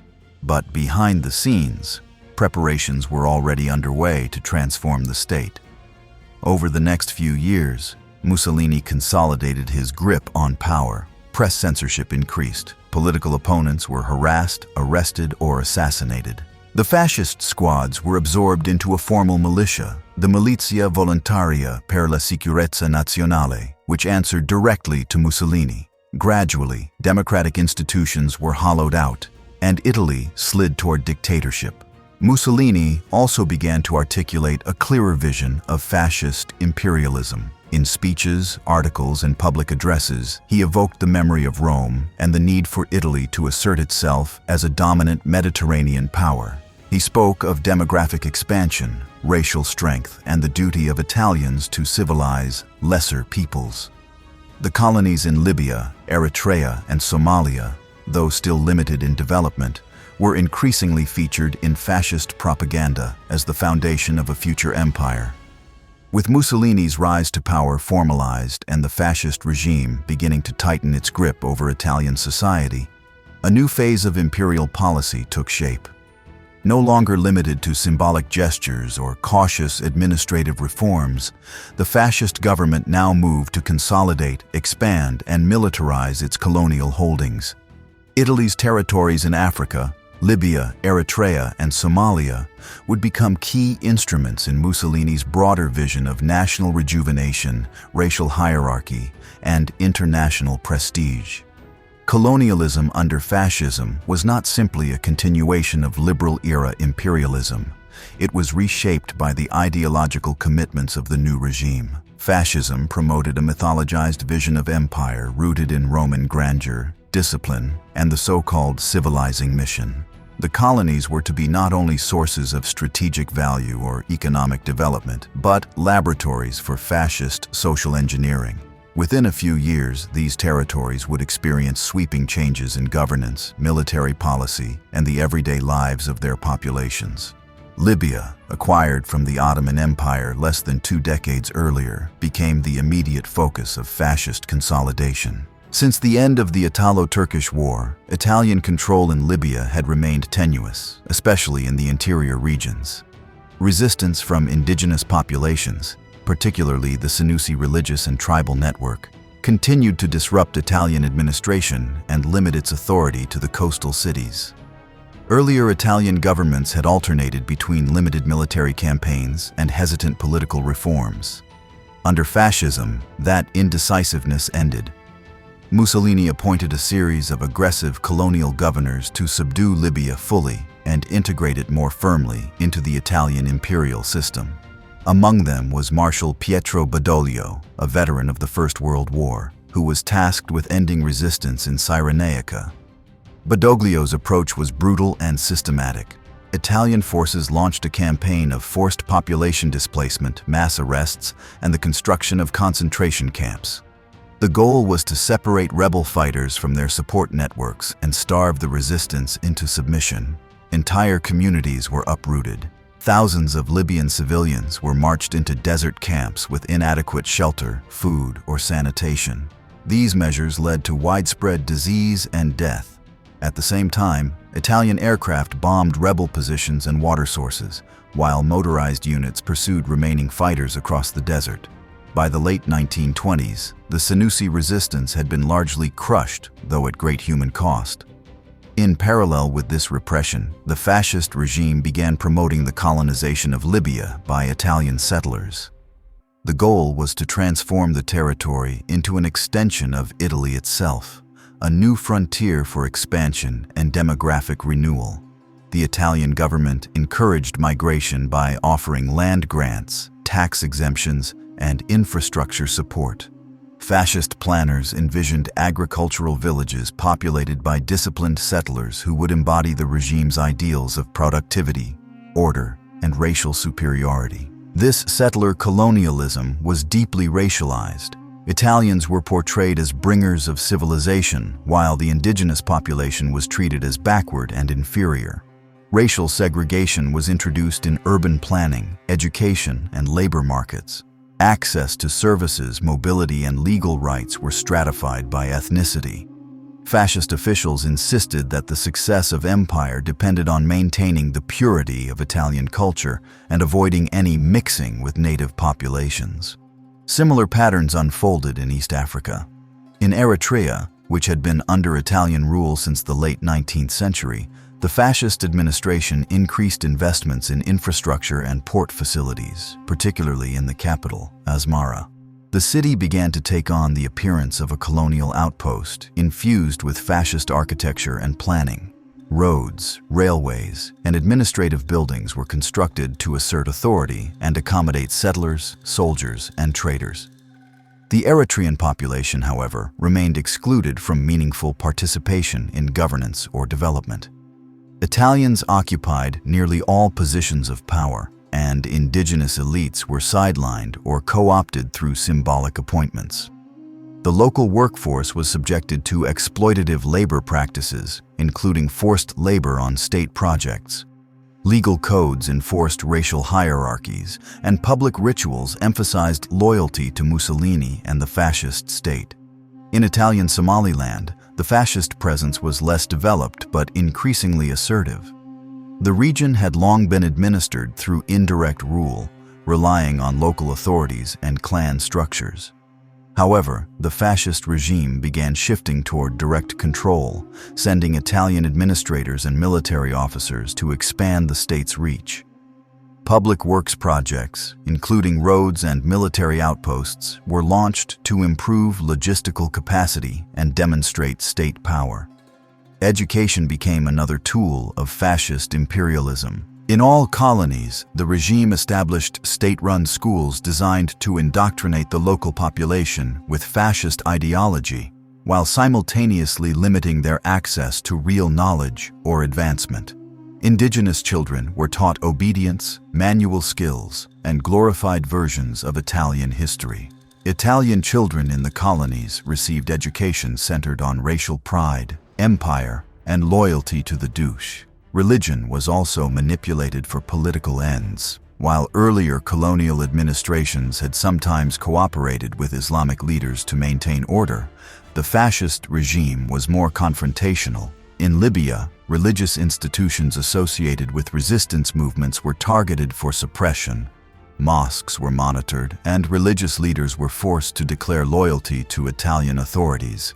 At the same time, Catholic missions were supported and expanded, reflecting the regime's desire to promote cultural assimilation through religious conversion. Propaganda played a central role in consolidating fascist colonialism. Italian newspapers, radio broadcasts, posters, and newsreels glorified the achievements of the regime in Africa. Images of modern cities, loyal subjects, and triumphant soldiers were circulated widely. Mussolini was portrayed as a visionary leader bringing progress and discipline to the empire. Dissent, suffering, and resistance were omitted from the official narrative. Domestically, the colonies were held up as proof of fascism's effectiveness and moral purpose. They were presented as spaces of renewal where Italian values could be purified and extended. Fascist youth organizations, such as the Balilla and the Avanguardisti, were mobilized to support the imperial cause. Children were taught to memorize maps of the colonies, recite imperial slogans, and dream of future conquests. Though the fascist regime made strides in asserting control and expanding infrastructure in its African colonies, the economic returns remained limited. Colonial development was expensive, and most investments were subsidized by the Italian state. Trade remained modest, and settler migration, while promoted enthusiastically, fell short of expectations. Still, for Mussolini, empire was not merely a question of profit, it was a matter of prestige, identity, and destiny. By the mid-1930s, the fascist regime in Italy was fully entrenched, both domestically and across its African colonies. Mussolini had transformed the state into a dictatorship, built a cult of personality around himself, and militarized the Italian population under the banner of national revival. Yet, to the fascist worldview, Italy was still lacking something essential, an empire worthy of its ancient past. It was this imperial longing, combined with ambitions for revenge and prestige, that led Italy to launch one of its most consequential and brutal colonial campaigns, the invasion of Ethiopia. Ethiopia, also known as Abyssinia, stood as one of the few remaining independent African nations during a time when most of the continent had been carved up by European empires. Its sovereignty was internationally recognized, and it had maintained a unique historical and cultural legacy as a Christian kingdom in East Africa. More importantly for the fascist imagination, Ethiopia had been the site of Italy's most humiliating military defeat at the Battle of Adwa in the year 1896. That defeat had never been forgotten. Italian nationalists, and especially Mussolini, viewed the failure at Adwa as a stain on the nation's pride. Reversing that humiliation became a central goal of fascist imperialism. By conquering Ethiopia, Mussolini hoped to both erase the legacy of defeat and establish Italy as a dominant power in Africa. He saw the war as a necessary step toward constructing what he frequently referred to as a new Roman Empire. The pretext for invasion was carefully staged. In December of 1934, a border clash occurred between Italian and Ethiopian forces at a disputed area known as Walwal, located in the Ogaden region between Italian Somaliland and Ethiopia. Although the incident was minor, Italy used it as a justification to claim that Ethiopian forces had provoked violence against Italian troops. Diplomatic efforts to de-escalate the situation through the League of Nations failed, largely because Italy had no interest in compromise. Throughout the following months, Mussolini began massing troops in East Africa. Over 200,000 soldiers, along with tanks, aircraft, and logistical support, were shipped to Eritrea and Italian Somaliland.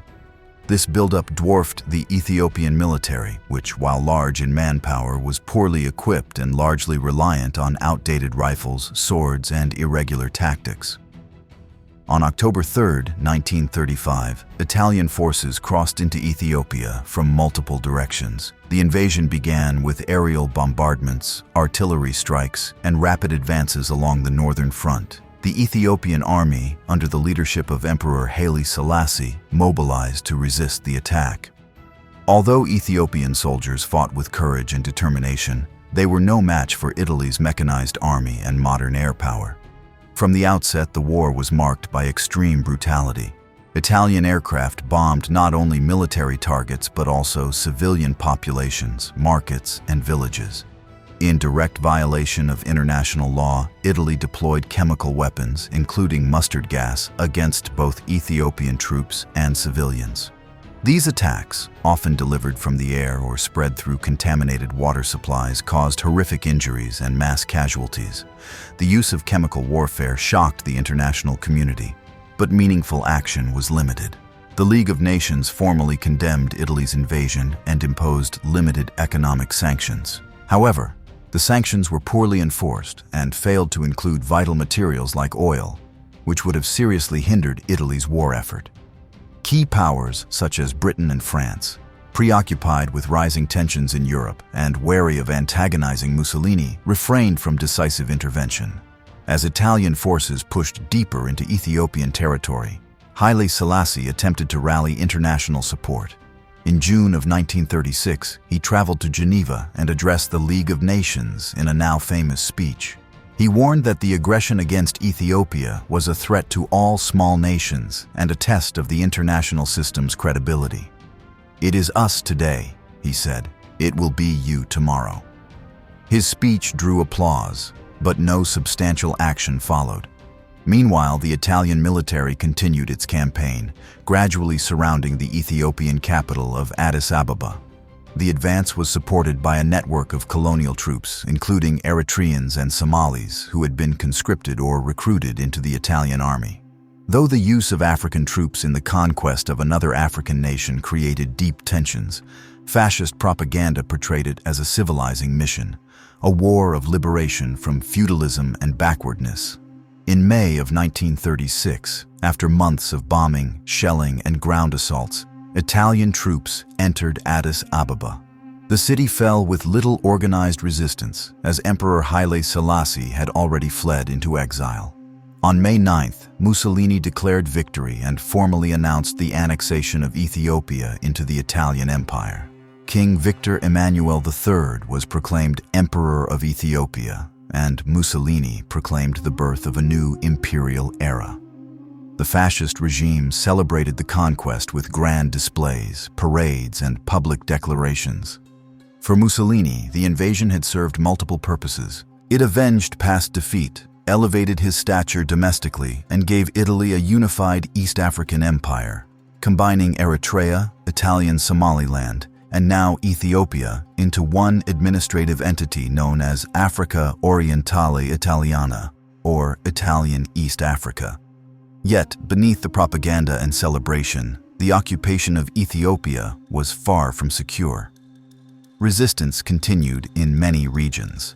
Guerrilla fighters, known as Arbanyakh, or patriots, launched attacks on Italian forces, ambushed convoys, and disrupted communications.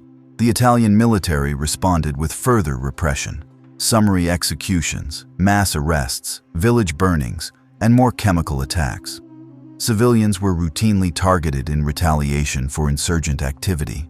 One of the most infamous incidents occurred in February of 1937, following an assassination attempt on the Italian Viceroy Rodolfo Graziani in Addis Ababa.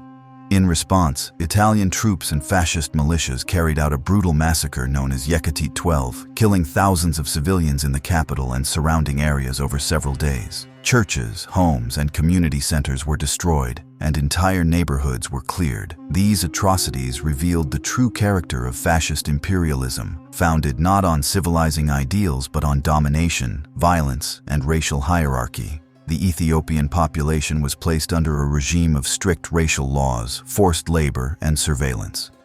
Italians received privileged access to resources, land, and political power, while Ethiopians were systematically excluded from education, employment, and legal protections. Internationally, Italy's conquest of Ethiopia further isolated the fascist regime. Though Germany, under Adolf Hitler, offered diplomatic congratulations, most other powers viewed the occupation with alarm. The failure of the League of Nations to prevent or reverse the invasion also weakened its legitimacy, emboldening other authoritarian regimes to pursue aggressive policies without fear of unified resistance. Domestically, however, Mussolini's popularity soared. The conquest was portrayed as proof of fascist strength, vision, and leadership.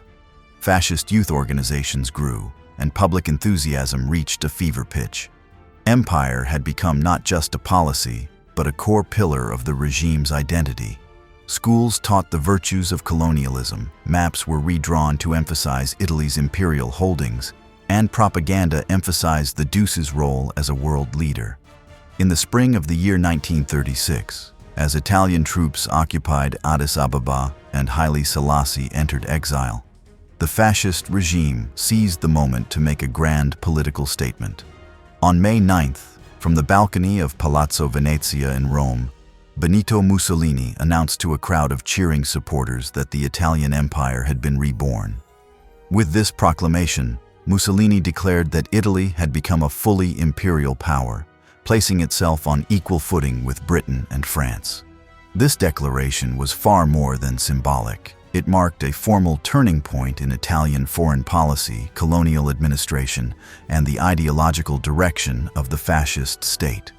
The conquest of Ethiopia and its unification with Eritrea and Italian Somaliland into a new political entity, Africa Orientale Italiana, or Italian East Africa, represented the culmination of decades of imperial ambition and a central pillar of fascist propaganda.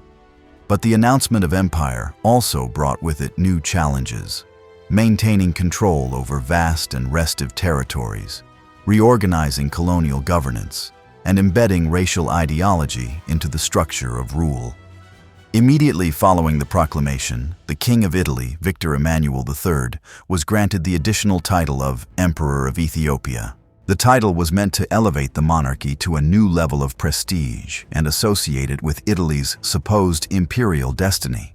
Although largely ceremonial, the imperial crown reinforced the monarchy's partnership with the fascist regime and helped legitimize Mussolini's aggressive expansionism. In practical terms, the proclamation led to the administrative reorganization of Italy's African territories. Africa Orientale Italiana was formally established in June of 1936, bringing together the colonies of Eritrea, Italian Somaliland, and the newly occupied Ethiopia into one integrated structure. The region was divided into 6 governorates: Eritrea, Amhara, Harar, Galasidamo, Sioa, and Somalia, each headed by a governor appointed by Mussolini and answerable to a central viceroy based in Addis Ababa. The first viceroy and governor-general of Italian East Africa was Marshal Pietro Badoglio, who had overseen much of the military campaign in Ethiopia. However, he was soon replaced by Rodolfo Graziani, another veteran of fascist colonial warfare. Graziani had a reputation for brutality, and his appointment signaled that the fascist regime intended to govern the new empire with an iron hand. The transition from conquest to occupation was not a shift toward peace, but the beginning of a new phase of repression and consolidation. Under fascist rule, the colonial administration prioritized infrastructure projects designed to facilitate military control and settler expansion. Roads and airfields were constructed to link distant governorates and improve the movement of troops. New administrative buildings, police posts, and military barracks were established across the highlands and lowlands. Italian architects introduced fascist aesthetics into the urban landscape, with wide boulevards, grand monuments, and government complexes built to symbolize order and power. Despite these efforts, Italian control over much of the territory remained precarious. Armed resistance continued in various regions of Ethiopia, especially in the central and southern highlands. Guerrilla fighters attacked supply lines, assassinated collaborators, and sabotaged Italian outposts. In response, the fascist authorities employed severe counterinsurgency measures. Civilians were subjected to collective punishments, entire villages were burned, and suspected rebels were executed without trial. In addition to military repression, the fascist regime intensified its efforts to impose cultural domination. The use of local languages in public administration was discouraged or banned outright. Italian became the sole language of government, education, and legal proceedings. Public celebrations, schools, and media were all used to glorify Mussolini, the empire, and the supposed civilizing mission of Italian rule. Central to this mission was the development of a rigid racial hierarchy. While earlier colonial administrations had maintained informal systems of discrimination, the fascist regime formalized segregation through new legal codes. Italians and Africans were to be strictly separated in all aspects of life. Interracial relationships were criminalized. Italians were forbidden from marrying or even cohabiting with local women. Separate schools, hospitals, residential areas, and recreational facilities were established to enforce this divide. These racial laws reflected the fascist regime's broader ideology of national and racial superiority. Mussolini's government promoted the belief that Italians were part of a superior Latin race destined to dominate and uplift the so-called inferior peoples of Africa. In reality, this ideology justified exploitation, repression, and cultural erasure. African subjects were reduced to second-class status in their own homeland, denied political representation, subjected to forced labor, and treated as tools of empire.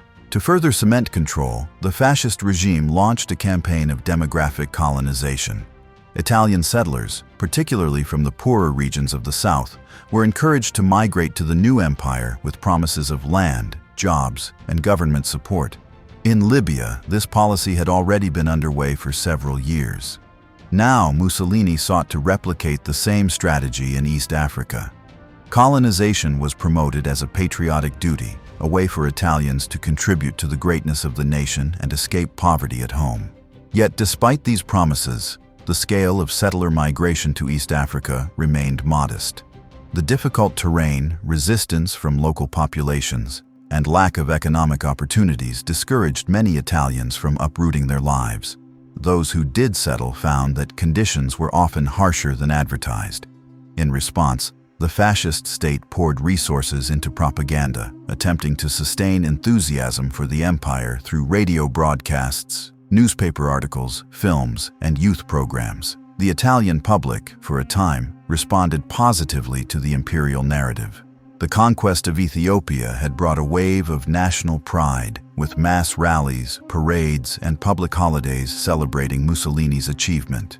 The proclamation of the empire was cast as the climax of Italy's historical journey, uniting the legacy of Rome with the modernity of fascism. Schoolchildren were taught to memorize the names of the colonies, recite patriotic oaths, and imagine themselves as future pioneers of the African frontier. At the same time, the fascist regime used the empire as a tool to consolidate power at home. The supposed success of the Ethiopian campaign silenced many critics and allowed Mussolini to further suppress dissent. The press was tightly controlled, political opposition was crushed, and fascist ideology penetrated deeper into Italian society. Empire became not only a foreign project, but a domestic obsession, shaping education, culture, and identity.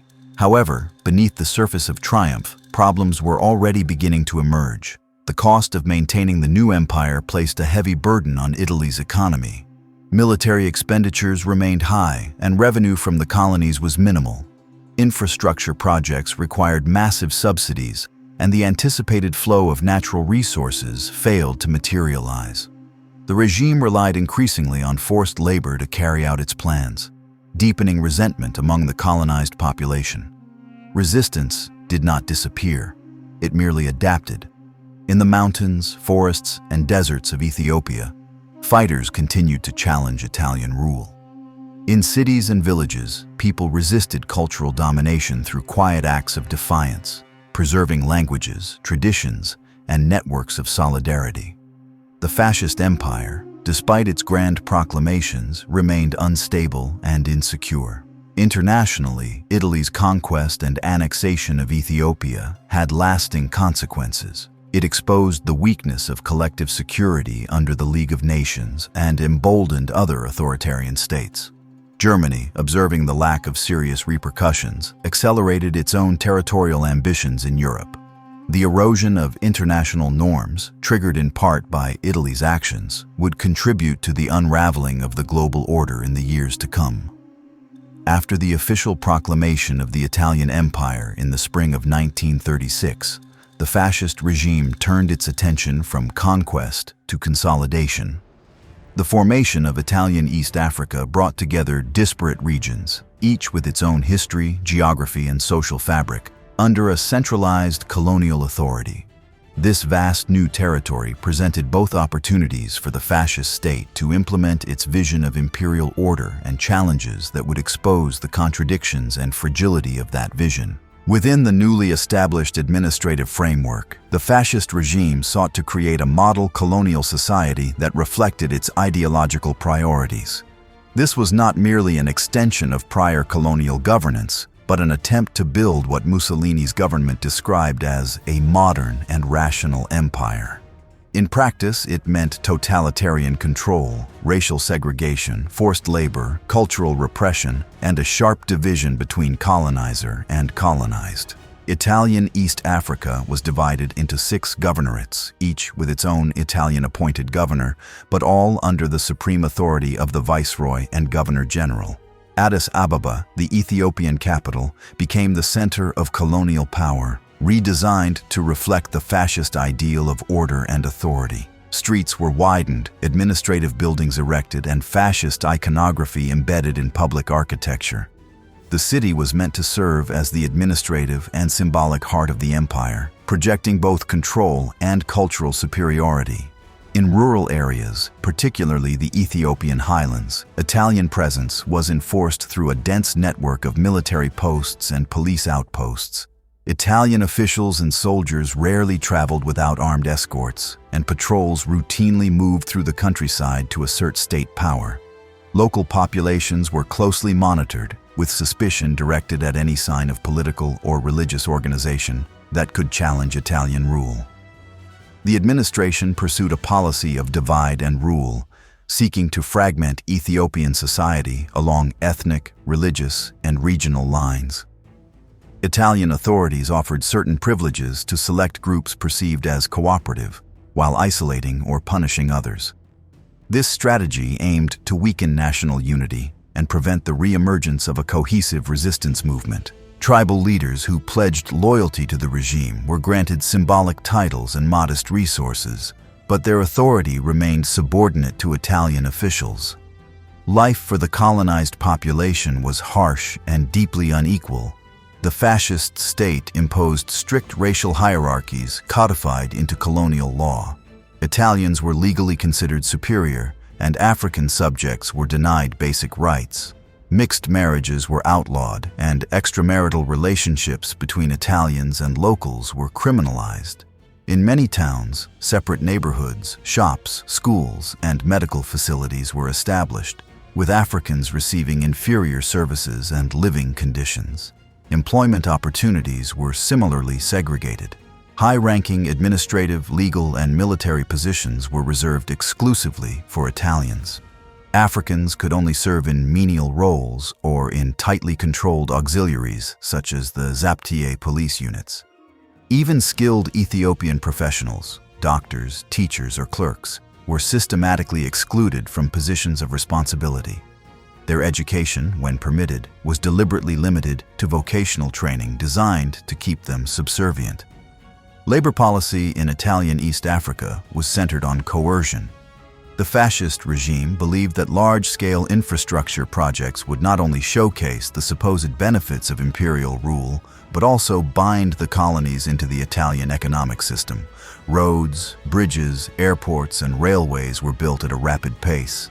However, these projects were overwhelmingly carried out through forced labor. Thousands of Ethiopian and Somali men were conscripted under duress, often subjected to brutal working conditions, inadequate pay, and physical punishment.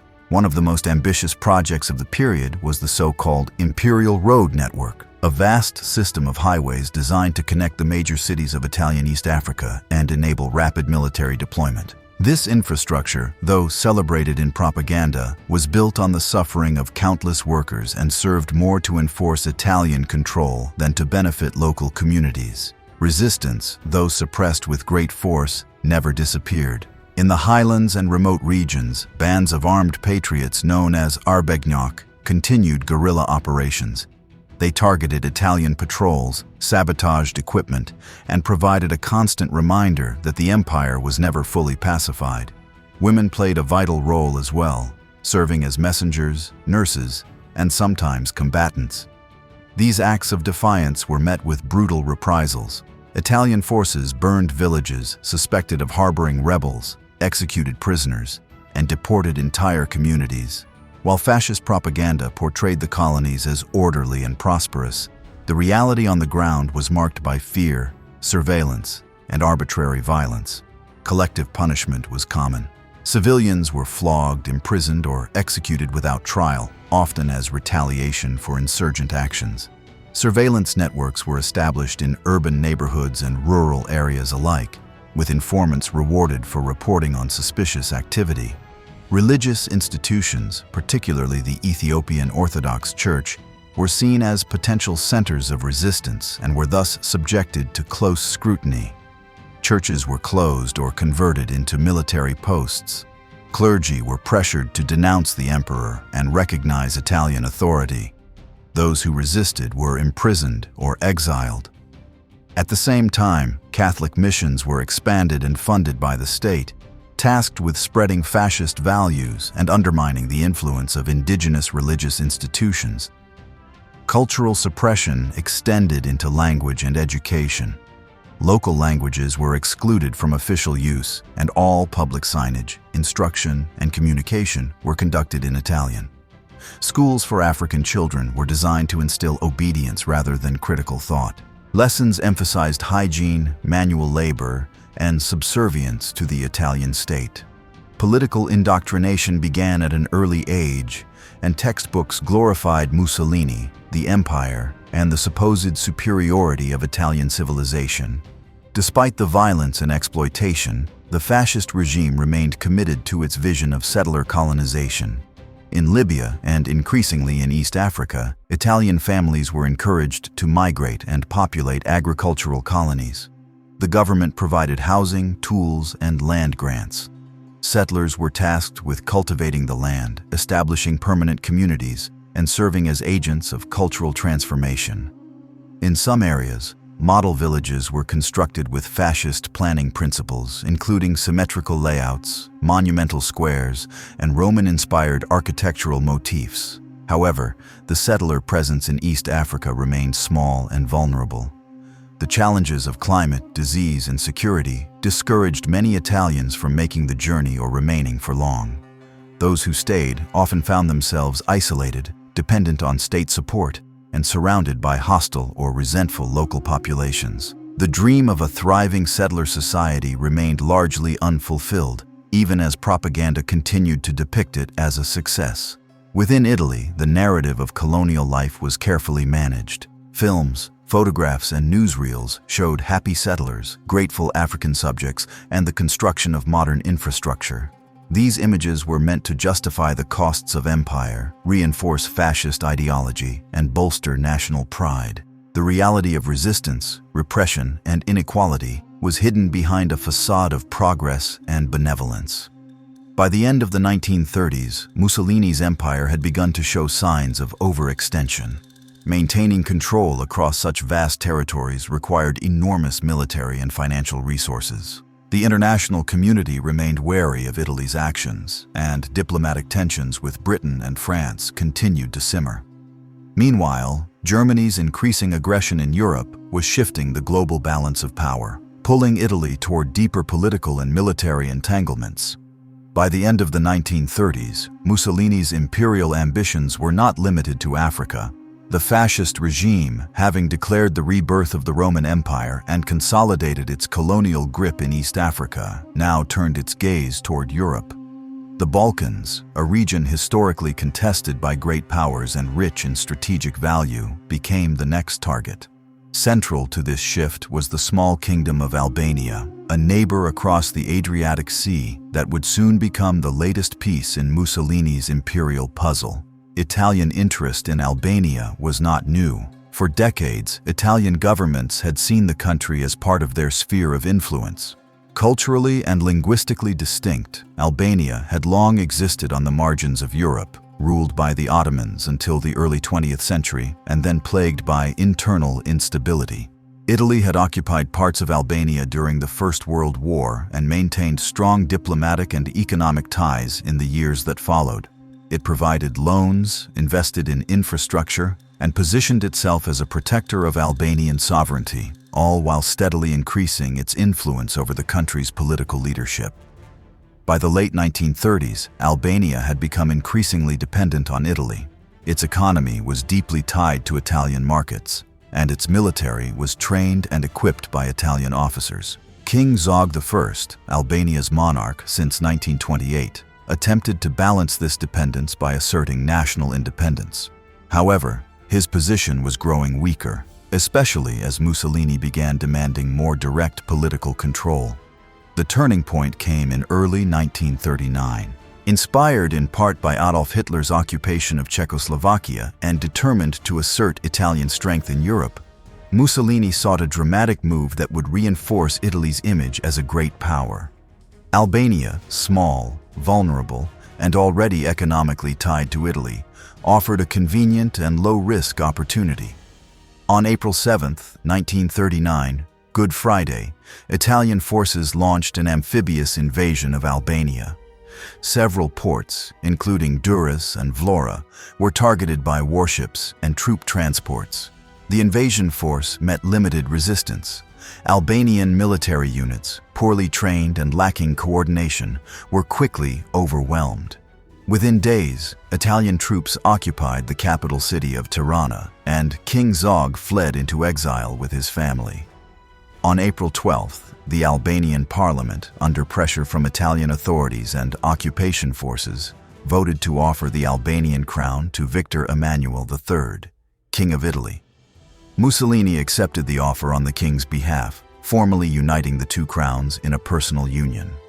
Although Albania retained nominal independence on paper, in practice it became an Italian protectorate governed by a fascist-appointed viceroy and deeply integrated into the Italian administrative and military system.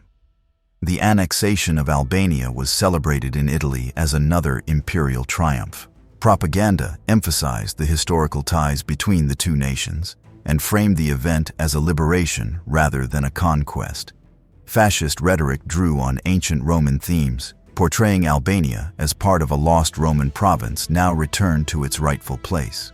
The takeover was described as peaceful, orderly, and supported by the Albanian people, a narrative that masked the reality of occupation and control. Within Albania, the fascist regime moved quickly to reshape the state. The Albanian constitution was rewritten to align with fascist principles. Political parties were dissolved, press freedoms curtailed, and civil society placed under surveillance.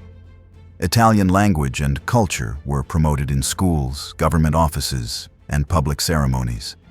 Italian officials occupied key posts in administration, policing, and education. While some local collaborators were co-opted into the new system, real power resided with Rome. One of the most significant impacts of the occupation was the militarization of Albanian territory. Italian forces built new bases, expanded airfields, and stationed large numbers of troops across the country. Albania's strategic location, facing the Adriatic, bordering Greece, and near Yugoslavia, made it a valuable launching pad for further regional ambitions. The annexation also allowed Italy to control the Strait of Otranto, an important choke point between the Adriatic and Ionian Seas. Economically, the occupation had mixed results. Italy invested in infrastructure projects, including roads, ports, and government buildings. However, these developments primarily served Italian military and political interests. Local industry remained underdeveloped, and the benefits of economic growth were concentrated in the hands of Italian companies and collaborators. The majority of Albanians experienced the occupation as a period of subjugation, not prosperity. The annexation of Albania also had diplomatic consequences. It signaled a clear departure from Italy's previous role as a balancing power in the Balkans and placed it in direct competition with other regional actors. Yugoslavia, already suspicious of Italian ambitions, viewed the occupation with alarm. Greece, which shared a border with Albania, began rearming and preparing for the possibility of future aggression. Britain and France, though distracted by the growing crisis in Europe, condemned the invasion but offered no meaningful resistance. Inside Italy, Mussolini used the conquest to strengthen his domestic position. Mass rallies were held in Rome and other cities, praising the expansion of the empire and reinforcing the image of Mussolini as a decisive and visionary leader. Fascist youth organizations were mobilized to spread propaganda, and schools taught children about Italy's new territories and the greatness of its growing empire. Yet behind the triumphalism, the occupation of Albania exposed underlying weaknesses. While the invasion had been swift, the long-term control of the country required a permanent military presence and constant surveillance. Local resentment simmered beneath the surface. Guerrilla movements began to take root, often organized by nationalist groups or communist cells. Though initially small, these resistance networks would later play a significant role during the Second World War. Albania's annexation also strained Italy's resources. Maintaining garrisons, administering the territory, and integrating it into the imperial economy added financial burdens to a regime already stretched thin by its African colonies and domestic projects. The reality of empire was proving to be far more demanding than fascist fantasies had suggested. Beyond Albania, Mussolini began speaking more openly about further expansion in the Balkans. He viewed Yugoslavia and Greece as artificial states standing in the way of Italian influence. Diplomatic pressure, espionage, and propaganda campaigns were launched to undermine neighboring governments. Italian officials cultivated ties with ethnic minorities, opposition groups, and disgruntled politicians in the region, laying the groundwork for future intervention. At the same time, Italy drew closer to Nazi Germany. Although the two regimes had long shared ideological similarities, their alliance had been more rhetorical than strategic during the early years. That began to change in the wake of Albania's annexation. In May of 1939, 1 month after the invasion, Italy and Germany signed the Pact of Steel, a formal military alliance committing both countries to mutual support in the event of war. The Pact of Steel was a major shift in Italian foreign policy. It aligned Mussolini's regime more closely with Hitler's expansionist ambitions and set the stage for Italy's entry into the Second World War. It also confirmed that Mussolini saw imperial growth not just in Africa but in Europe as central to his vision. By the start of the year 1940, Europe was already engulfed in the Second Great War of the century. Nazi Germany had invaded Poland in September of the previous year, prompting declarations of war by Britain and France. While much of the continent braced for conflict, Italy initially remained on the sidelines, watching the unfolding events with cautious calculation. Mussolini, despite his belligerent rhetoric and newly formalized alliance with Adolf Hitler, hesitated to act. The fascist empire, expansive in geography but vulnerable in capacity, was not yet ready for war. Still, Mussolini could not afford to remain neutral indefinitely. Fascist ideology glorified action, conquest, and strength. To be absent from the largest war in modern history would undermine the image of Italy as a great power and risk its position in the emerging new order. For Mussolini, participation in the war was not only a matter of strategy, it was a matter of prestige. The decision to enter the war was made in June of 1940, shortly after German forces achieved stunning victories in Western Europe. France was on the verge of collapse, and British troops had been evacuated from Dunkirk.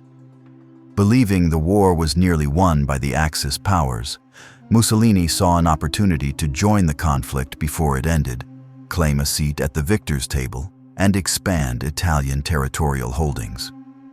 On June 10, 1940, Mussolini declared war on Britain and France. He addressed a crowd from the same balcony in Rome where he had once proclaimed the birth of the Italian Empire, announcing that the hour of decision has struck. Italy had now entered the Second World War. The declaration of war was greeted with orchestrated public enthusiasm, yet behind the pageantry, the Italian military was poorly prepared for a major conflict. Italy's armed forces were stretched thin across its empire, from Libya to East Africa and the Balkans. Much of its equipment was outdated, logistics were inadequate, and coordination between branches of the military was weak. The country lacked the industrial base of its allies and rivals, and its economy was already strained from years of colonial expenditure and militarization. Despite these limitations, Mussolini envisioned rapid victories. He believed that by striking quickly against weakened Allied positions, Italy could seize new territories in North Africa, the Mediterranean, and perhaps even the Middle East. The war would, in his view, complete the fascist imperial project and restore the glory of ancient Rome. The first military actions taken by Italy were cautious and symbolic. Italian forces advanced a few kilometers into southern France, taking small border towns in the Alps just before the French armistice with Germany. Although these gains were minimal, they allowed Mussolini to claim that Italy had contributed to the defeat of France. More significant operations began in North Africa. From Libya, Italian forces launched an offensive into British-controlled Egypt in September of 1940. The campaign aimed to seize the Suez Canal, a vital artery of British imperial power, and open the way for Italian expansion into the eastern Mediterranean and beyond. The initial advance made some headway, but logistical challenges and stiff British resistance quickly stalled the effort. Within months, British counterattacks pushed Italian forces back into Libya, capturing thousands of troops and large quantities of equipment. This setback exposed the weaknesses of the Italian military and forced Germany to divert resources to support its faltering ally. The arrival of German forces under General Erwin Rommel and the formation of the Afrika Korps would temporarily stabilize the front, but Italian prestige had already suffered a major blow. Meanwhile, in East Africa, Italian forces launched attacks against British-controlled Sudan, Kenya, and British Somaliland. These early moves achieved some success, with Italian troops capturing British Somaliland and penetrating deep into enemy territory. However, the vast distances, rugged terrain, and logistical strain made sustained occupation difficult. British and Commonwealth forces regrouped and, beginning in early 1941, launched a major counteroffensive that would eventually sweep through Italian East Africa. Italy's declaration of war also brought immediate consequences for its Mediterranean holdings. British naval dominance posed a constant threat to supply lines, especially to the North African front. Malta, a small British-held island in the central Mediterranean, became a key obstacle. From its airfields and harbors, British forces launched repeated attacks on Axis shipping routes. Italian attempts to neutralize Malta through air raids and blockades were largely unsuccessful. At sea, the Italian Navy, though formidable on paper, failed to challenge British control of the Mediterranean. A lack of radar technology, coordination, and fuel limited the effectiveness of Italian naval operations.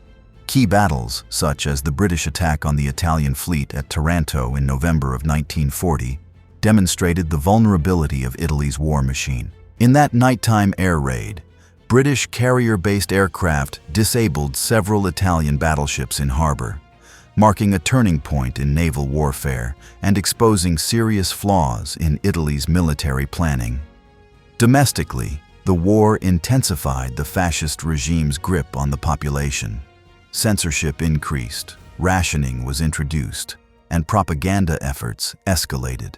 Mussolini's speeches grew more defiant, urging Italians to sacrifice for victory and painting the war as a struggle between civilizations. The fascist narrative cast Italy as the defender of Latin values against Anglo-Saxon capitalism and Bolshevik communism. In the colonies, the war brought new burdens.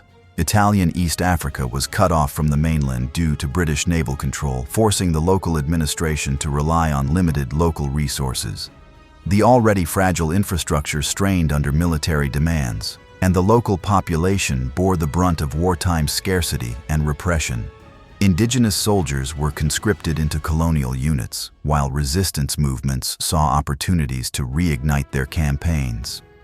In Libya, the war disrupted Mussolini's demographic colonization plans. Settler convoys slowed, agricultural projects stalled, and urban centers became military hubs. Italian civilians in the colonies faced new anxieties, living under the constant threat of air raids, sabotage, and British offensives. Imperial rule, once framed as a civilizing mission, had become a defensive struggle for survival.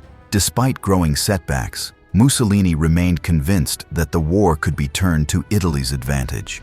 He planned new campaigns in the Balkans and continued to press for greater coordination with Nazi Germany. However, the entry into World War II had already revealed the limits of Italy's imperial reach.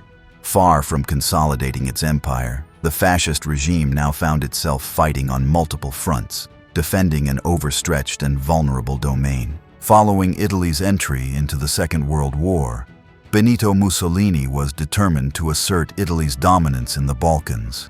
With Albania already under Italian control, Mussolini saw neighboring Greece as the next logical target, a chance to claim new territory, impress Adolf Hitler, and prove that Italy could act independently as a major Axis power.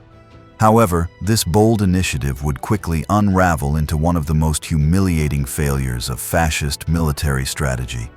Tensions between Italy and Greece had been simmering even before the war. Greece, under the authoritarian rule of General Ioannis Metaxas, had pursued a policy of neutrality while quietly preparing its defenses. Italian propaganda accused Greece of harboring British agents and allowing British warships access to its waters. These allegations were largely unfounded but served as a convenient justification for invasion. Mussolini, eager to match Hitler's rapid successes in Poland, France, and the Low Countries, believed that conquering Greece would be a swift and decisive campaign. He was also motivated by jealousy. Hitler had not informed Mussolini in advance of Germany's occupation of Romania, a move that brought valuable oil fields under German control and expanded Nazi influence in southeastern Europe. Mussolini, feeling sidelined, resolved to take unilateral action. On October 28, 1940, Mussolini issued an ultimatum to the Greek government, demanding free movement of Italian troops within Greece. Metaxas famously replied with a single word, "Oxy," meaning no. Within hours, Italian forces stationed in Albania began their advance into Greece. Thus began what would become known as the Greco-Italian War. From the very beginning, the invasion was plagued by poor planning and unrealistic expectations. Italian commanders had underestimated the strength and resilience of the Greek army. They also failed to account for the mountainous terrain, worsening weather, and the logistical nightmare of sustaining a large military force in such conditions. The Italian troops, many of them inadequately trained and ill-equipped for cold weather combat, found themselves bogged down in mud and snow. Greek forces mounted a determined defense and soon launched counteroffensives that pushed the Italians back across the border into Albania. Within weeks, the Greeks had recaptured much of the territory initially lost and began advancing into Italian-held Albania itself. This reversal shocked Mussolini and embarrassed the fascist regime. The supposed quick victory had turned into a grinding defensive campaign. Italian casualties mounted, morale declined, and supplies ran low. Italian propaganda struggled to maintain the illusion of success, even as reports from the front painted a grim picture. In an attempt to turn the tide, Mussolini personally visited the front lines in March of 1941 and launched a new offensive. Thousands of reinforcements were brought in, artillery bombardments intensified, and fascist slogans were broadcast to the troops. Yet, despite these efforts, the Greek defenders held their ground.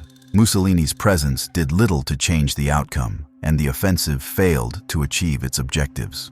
While Italy struggled in Greece, the broader strategic situation in the Balkans began to shift. Germany, preparing for its invasion of the Soviet Union, needed to secure its southern flank. The ongoing war in Greece threatened German supply lines and presented the risk of British intervention in the region. In response, Hitler decided to intervene. In April of 1941, German forces invaded both Yugoslavia and Greece in a lightning campaign. Yugoslavia had just experienced a political upheaval after a pro-German government was overthrown, prompting Hitler to act swiftly. German troops advanced with characteristic speed and coordination, overwhelming resistance in both countries. The German invasion quickly succeeded where the Italians had failed. In a matter of weeks, Greek and Yugoslav forces were defeated, and Axis powers occupied the region. German troops captured Athens on April 27th, while Italy was allowed to occupy parts of western Greece and the Ionian Islands as a reward for its initial involvement. Although Italy gained territory from the German intervention, the nature of its presence in the Balkans had changed. Rather than demonstrating Italian strength, the campaign revealed deep military weaknesses and highlighted Italy's dependence on German power. Mussolini's ambition to dominate southeastern Europe had backfired, forcing him to accept a secondary role in a region now dominated by the Wehrmacht. The occupation of Greece brought new administrative responsibilities and further strained Italy's already overstretched empire. Italian forces were assigned control over vast areas, including the western Peloponnese, parts of mainland Greece, and many of the islands. However, the Italian occupation authorities often lacked the resources and coordination needed to govern effectively. This vacuum led to confusion, inefficiency, and increased reliance on military force to maintain order. Resistance movements began to emerge almost immediately. In both Greece and Yugoslavia, local populations formed partisan groups that carried out sabotage, assassinations, and ambushes. These movements were often supported by the British and posed a constant threat to Axis control. Italian troops found themselves engaged in brutal counterinsurgency operations, which involved collective punishment, village burnings, and mass executions. These operations only fueled further resistance. In many cases, Italian soldiers, disillusioned by the violence and the futility of the mission, began to question the purpose of the war. Desertions increased and morale deteriorated. The dream of expanding the fascist empire into the Balkans had turned into a nightmare of occupation, guerrilla warfare, and endless repression. The civilian population suffered immensely. Food shortages, forced labor, and reprisals became a daily reality. In Greece, the Axis occupation led to widespread famine during the winter of 1941 to 1942. Tens of thousands died, particularly in urban centers where food supplies were cut off. Italian authorities struggled to respond, and their policies often made the situation worse. In Yugoslavia, Italian forces faced the additional challenge of navigating a complex ethnic and political landscape. Rival partisan factions, some nationalist, others communist, fought not only the occupiers but also each other. Italian commanders tried to exploit these divisions but often ended up deepening the chaos. The result was a spiral of violence that the Italians could neither control nor escape. By the end of 1941, the Balkan campaign had become a costly burden for Mussolini's empire. What was intended as a swift expansion of territory had devolved into an endless conflict with no clear benefit. Italian forces were tied down in defensive operations, colonial resources were diverted to sustain the occupation, and the credibility of the fascist regime continued to erode. The consequences of the Greek debacle and Balkan campaign were far-reaching.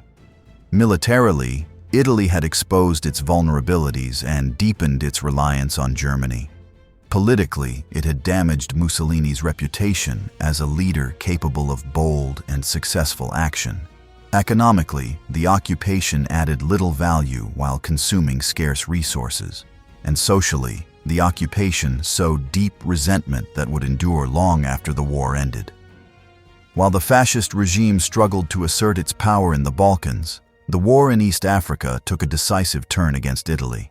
Italian East Africa, formed by the union of Eritrea, Ethiopia, and Italian Somaliland after the conquest of Ethiopia, had long been a symbol of Mussolini's imperial achievement. But by the beginning of the year 1941, that symbol stood on the brink of collapse. Cut off from the Italian mainland, facing determined Allied assaults and internal resistance, the East African colonies rapidly disintegrated under the pressure of a well-coordinated military campaign. The Italian position in East Africa had been vulnerable from the start of the Second World War. With British naval forces dominating the Red Sea and the Indian Ocean, Italian East Africa was effectively isolated. Supply lines from Italy were severed, leaving the colonial administration dependent on stockpiled resources and limited local production. Fuel, ammunition, and food became increasingly scarce. Italian officials had to ration supplies even among their own forces, while the local population suffered under tightening controls and forced requisitions. The military situation worsened with the entry of British and Commonwealth forces into the theater. Planning for the East African Campaign began in late 1940 and accelerated in early 1941. The strategy involved multiple offensives from different directions: north from Sudan into Eritrea, south from Kenya into southern Ethiopia and Italian Somaliland, and coastal operations along the Gulf of Aden. The British were joined by troops from across the Commonwealth, including South Africa, India, and the colonies of East Africa. Ethiopian patriots, many of whom had been fighting since the Italian invasion in the mid-1930s, also joined the effort. These forces operated under the command of Emperor Haile Selassie, who had returned from exile in Britain and now aimed to reclaim his throne. The campaign began in earnest in January of 1941. British-led forces launched coordinated attacks on multiple fronts. In the north, they advanced into Eritrea, targeting the port of Massawa and key Italian positions in the highlands. The Battle of Keren, fought between February and March, proved to be one of the fiercest engagements of the entire campaign. Italian troops, entrenched in rugged terrain, resisted for weeks but were eventually overwhelmed. The fall of Keren opened the road to Asmara and the Red Sea coast, cutting off Italian access to vital ports. Simultaneously, British and South African forces moved from Kenya into southern Ethiopia and Italian Somaliland. Italian defenses in this region were thin and poorly supplied. Despite some early resistance, most garrisons fell with minimal fighting. The British captured Mogadishu in February and quickly advanced inland, linking up with forces moving from the north. Perhaps the most symbolic victory came with the return of Emperor Haile Selassie to Ethiopian soil. Accompanied by Ethiopian fighters and British officers, he re-entered the country through Sudan in January and moved steadily toward the capital. The presence of the emperor revitalized the Ethiopian resistance and gave political coherence to the liberation movement. As Italian forces retreated or surrendered, many local leaders and communities rallied to Selassie's banner. Addis Ababa, the capital of the Italian East African Empire, fell to Allied and Ethiopian forces in early May of 1941. The city had already been largely abandoned by the Fascist administration, and the remaining Italian troops offered little resistance. Haile Selassie entered the city soon after and formally reclaimed his throne, ending 5 years of Italian occupation. His speech from the palace marked the restoration of Ethiopian sovereignty and a turning point in the colonial history of the region. With the capital lost and resistance mounting, Italian control in East Africa disintegrated rapidly. Isolated pockets of Italian troops continued to fight in remote areas, particularly in the mountains of Ethiopia and along the coast of Eritrea. Some commanders, refusing to surrender, waged guerrilla campaigns for months, hoping to hold out until Axis fortunes improved elsewhere. These efforts were ultimately futile. The final significant Italian stronghold was Amba Alagi, a mountain fortress in northern Ethiopia. Marshal Pietro Gazzera and Prince Amedeo, Duke of Aosta, commanded the remaining Italian forces. In May, surrounded by Allied troops and running out of food and water, the Italian garrison surrendered. The defeat at Amba Alagi marked the end of organized Italian resistance in East Africa. The loss of East Africa was a catastrophic blow to Mussolini's imperial project. What had once been hailed as the crowning achievement of fascist expansion now lay shattered.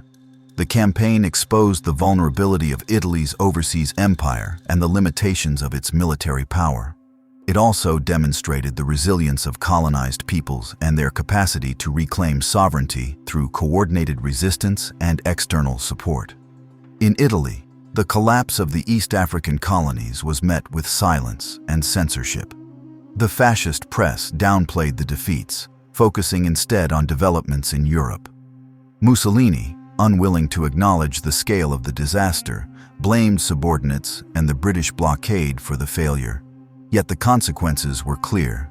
The empire that had been proclaimed with such triumph only 5 years earlier had been dismantled in a matter of months. For the people of East Africa, the end of Italian rule brought both relief and uncertainty. In Ethiopia, the restoration of Haile Selassie marked the return of indigenous governance. But the war had left deep scars. Villages had been destroyed, infrastructure damaged, and thousands of lives lost. The emperor now faced the daunting task of rebuilding a state and society ravaged by years of occupation and conflict. In Eritrea and Italian Somaliland, British military administrations replaced Italian colonial authorities. These territories did not regain full independence but became part of the evolving post-war reorganization of Africa. Italian settlers and administrators were interned or repatriated, and the fascist institutions they had built were dismantled. However, the legacy of Italian colonialism, its infrastructure, legal systems, and social hierarchies, would continue to influence the region for years to come. The fall of Italian East Africa also had broader geopolitical implications. It strengthened Britain's strategic position in the Horn of Africa and the Red Sea, securing vital shipping routes and weakening Axis influence in the region. It also served as a powerful propaganda victory for the Allies, demonstrating that the Axis powers could be defeated not only in Europe but in their colonies as well. For Mussolini, the loss marked the beginning of the end of his imperial dreams. The defeat revealed the hollowness of fascist rhetoric about empire, race, and destiny. What had been built through invasion and repression could not be sustained under the pressure of global war and local resistance. The empire had grown too fast, stretched too far, and relied too heavily on illusions of strength. As the fascist empire crumbled in East Africa and resistance spread throughout the Balkans, Mussolini's regime shifted its hopes for imperial salvation to North Africa. Libya, the first and most developed of Italy's African colonies, now became the last defensive bastion of Italian imperialism. From the deserts of Cyrenaica to the coastal cities of Tripolitania, the colony would be transformed into a war zone. Its fate tied not only to Italian ambition but to the larger outcome of the Second World War. At the beginning of the North African campaign, Italy had already suffered significant setbacks. Earlier offensives into Egypt from Libya had failed, and British and Commonwealth forces had launched a powerful counteroffensive that pushed the Italians deep into their own territory. This defeat prompted Nazi Germany to intervene directly, sending the newly formed Afrika Korps under General Erwin Rommel to bolster Italian positions. Rommel's arrival in early 1941 temporarily reversed the tide, but it marked a turning point in the dynamics of Axis cooperation. Germany was now leading the campaign, and Italy was increasingly dependent on its more powerful ally. Rommel and his Afrika Korps quickly gained a reputation for bold maneuvers and aggressive tactics. In cooperation with Italian divisions, he launched offensives that pushed British forces back across the Libyan-Egyptian border. Cities like Benghazi, Derna, and Tobruk changed hands multiple times as both Axis and Allied forces launched attacks and counterattacks across hundreds of miles of desert terrain. Although Italian units participated in these campaigns, the narrative was increasingly dominated by German command and German military success. For Mussolini, the renewed offensive presented an opportunity to redeem earlier failures and demonstrate that Libya could still serve as a platform for further expansion. Propaganda in Italy portrayed Rommel's advances as part of a joint Axis struggle against British imperialism. Photographs of Italian and German soldiers standing together in the desert were circulated widely, reinforcing the illusion of a united front. But on the ground, problems persisted. Italian forces remained plagued by logistical shortages, outdated equipment, and poor coordination. Supplies had to be shipped across the Mediterranean, where British naval and air power posed a constant threat. Convoys were routinely intercepted, reducing the flow of fuel, ammunition, and reinforcements. Without German assistance, Italian forces could not sustain major operations. The campaign increasingly resembled a German war fought on Italian colonial soil. By mid-1942, Axis forces had once again pushed into Egypt and stood just a short distance from the Suez Canal.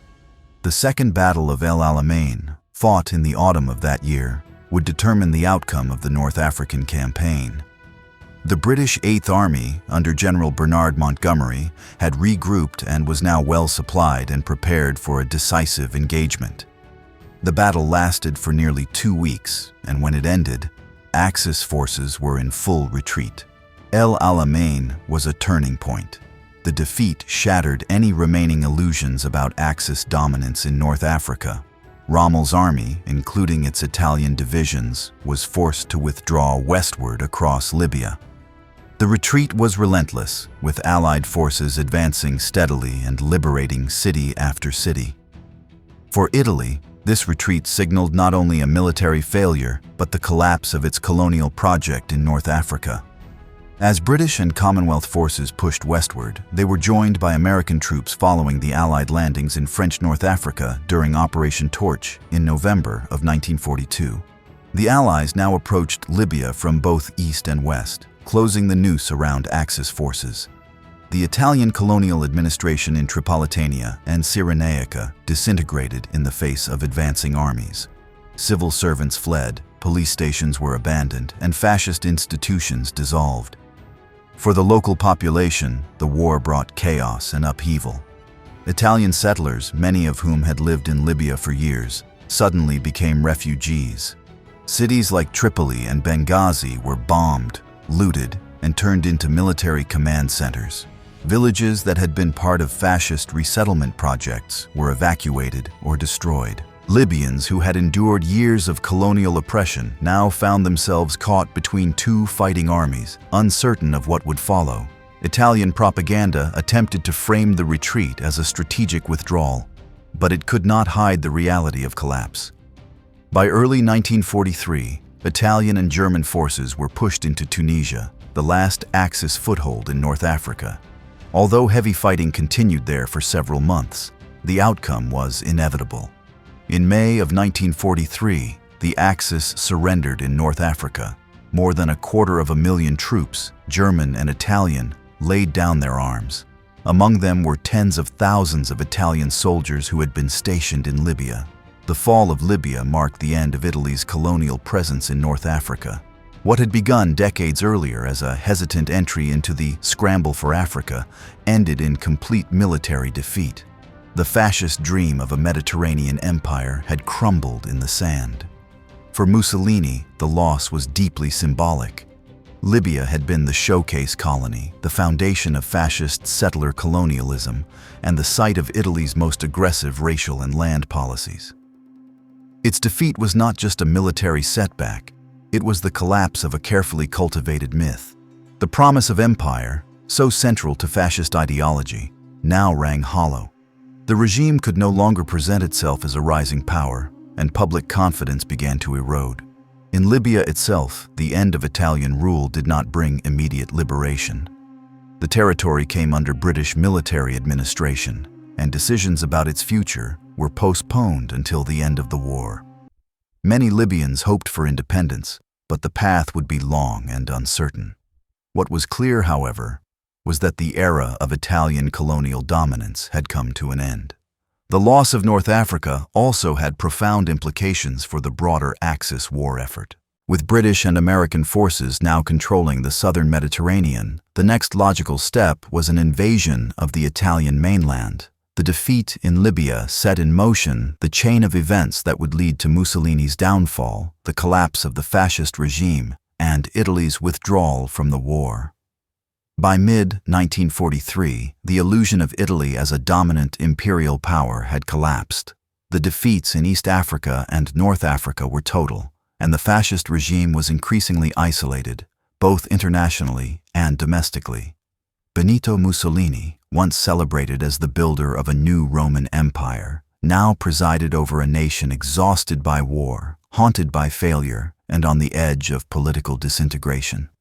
The final unraveling of Mussolini's rule and the formal end of the Italian Empire would unfold rapidly over the next 2 years, shaped by foreign invasion, internal rebellion, and the collapse of fascist authority from within. The beginning of the end came in July of 1943, when Allied forces launched Operation Husky, the invasion of Sicily. This marked the first major landing of British and American troops on Italian soil. The invasion force, supported by air and naval power, quickly overwhelmed Axis defenses. German units fought fiercely, But Italian resistance was inconsistent, with many troops surrendering or fleeing. Within a few weeks, the Allies had captured the island. The fall of Sicily exposed the vulnerability of the Italian mainland and caused a profound crisis within Italy's political and military establishment. Public confidence in Mussolini evaporated. Bombings of Rome and other cities further eroded morale. Food shortages, inflation, and years of propaganda-fed disillusionment contributed to growing unrest among both civilians and the armed forces. On July 25, 1943, in a dramatic move, Mussolini was removed from power by a vote of the Fascist Grand Council, an unprecedented act of defiance within the regime's own governing body. He was arrested on orders from King Victor Emmanuel III, who then appointed Marshal Pietro Badoglio as head of a new government. While the king and Badoglio initially claimed that Italy would remain part of the Axis alliance, secret negotiations with the Allies were already underway. In September, Italy formally signed an armistice with the Allies. This marked a complete rupture in the Axis alliance and transformed Italy into a battlefield between German forces and the advancing Allied armies. In response, Germany quickly launched Operation Oxa, occupying much of northern and central Italy and disarming Italian units. Mussolini, who had been imprisoned, was rescued by German commandos in a dramatic raid and brought to Germany, where Hitler insisted he remain the figurehead of a new fascist regime. With German support, Mussolini was installed as the head of the Italian Social Republic, a puppet state based in Salo in northern Italy. This so-called Republic of Salo had no real independence and was entirely dependent on German military power. It controlled only a portion of the country, while the legitimate Italian government under Badoglio and King Victor Emmanuel operated in the south under Allied protection. The division of Italy plunged the country into civil war. Partisan resistance, composed of communists, socialists, liberals, monarchists, and former soldiers, organized in towns, mountains, and forests to fight both German occupiers and Italian fascists. These resistance groups, often operating under the most difficult conditions, launched ambushes, sabotaged infrastructure, assassinated collaborators, and provided intelligence to the Allies. In response, German and fascist forces carried out brutal reprisals, executing civilians, burning villages, and deporting suspected partisans. During this period, what remained of the Italian Empire officially disintegrated. Libya, already under Allied control, was placed under British military administration. Eritrea and Italian Somaliland, too, were governed by British authorities. Ethiopia had long since restored its sovereignty under Haile Selassie. The Dodecanese Islands, still occupied by Axis forces, became the site of fierce fighting between German troops and Allied forces, including Italian units that switched sides following the armistice. In Albania and the Balkans, Italian troops who had occupied those regions found themselves caught between German forces and local partisans. Many Italian soldiers were disarmed or executed by the Germans. Others joined local resistance groups. In Albania, some Italian officers attempted to cooperate with nationalist and communist factions in their struggle against the Nazis, while others were interned or killed. The fascist imperial dream in southeastern Europe ended in chaos and bloodshed.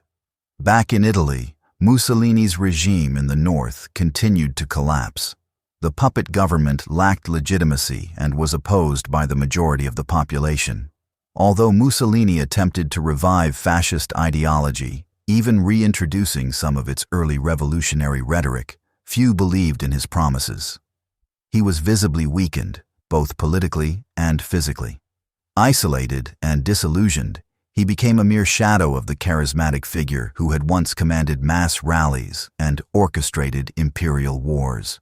In April of 1945, as Allied forces advanced northward through Italy and German resistance began to crumble, Mussolini made a final attempt to flee.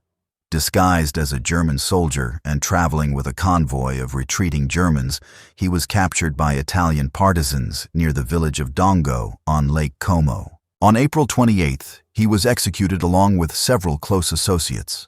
Their bodies were taken to Milan, hung upside down in a public square, and subjected to public indignation. The same fate had befallen countless victims of fascism, and now the regime's founder met his end not in a palace, but in disgrace and humiliation. The following day, April 29th, German forces in Italy surrendered unconditionally to the Allies. A few days later, the war in Europe ended with Germany's total capitulation. For Italy, the conflict had resulted in devastation, cities reduced to rubble, millions displaced, and a nation deeply divided by ideology, trauma, and collaboration. With the war's end, the formal dismantling of the Italian Empire was completed. Under the terms of the peace treaty signed in Paris in 1947, Italy renounced all claims to its former colonies. Libya became independent in the early 1950s. Eritrea was federated with Ethiopia before gaining independence decades later. Italian Somaliland was placed under United Nations trusteeship, administered by Italy for a transitional period before becoming part of Somalia. The Dodecanese Islands were transferred to Greece. Albania remained independent under a new communist regime. The empire that had taken decades to build and had consumed vast resources, lives, and political capital was gone, officially, irrevocably, and finally. The monarchy, long complicit in fascist policies and imperial conquest, was abolished in a national referendum in June of 1946. The Italian Republic was born, and a new constitution took effect in 1948. This new state repudiated fascism, authoritarianism, and colonialism. A democratic system was re-established, though not without deep scars left by decades of dictatorship and war. The fall of Mussolini and the empire left behind a legacy that would be contested for decades. In the immediate post-war years, Italy struggled to come to terms with its past. Many former fascists were reintegrated into political and economic life. Colonial crimes were largely ignored or forgotten. War memorials and history textbooks emphasized Italian suffering and resistance while downplaying imperial violence. The narrative of Italy as a lesser evil among the Axis powers took root, obscuring the aggressive and brutal nature of its empire. Yet historians, survivors, and communities across the former colonies would continue to remember. The forced labor camps in Libya, the chemical bombings in Ethiopia, the massacres in East Africa, and the repression in the Balkans all pointed to a colonial record that could not be dismissed. For the peoples subjected to Italian rule, the fall of the empire did not erase the consequences of occupation, exploitation, and resistance. The collapse of the Italian Empire at the end of the Second World War did not bring a clean break with the past.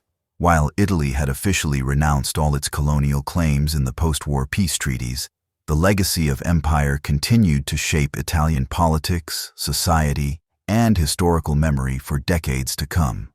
The question that remained was not only how Italians would reckon with their imperial past, but also how the former colonies and their people would navigate the aftermath of occupation, resistance, and independence. In the immediate post-war years, Italy turned inward.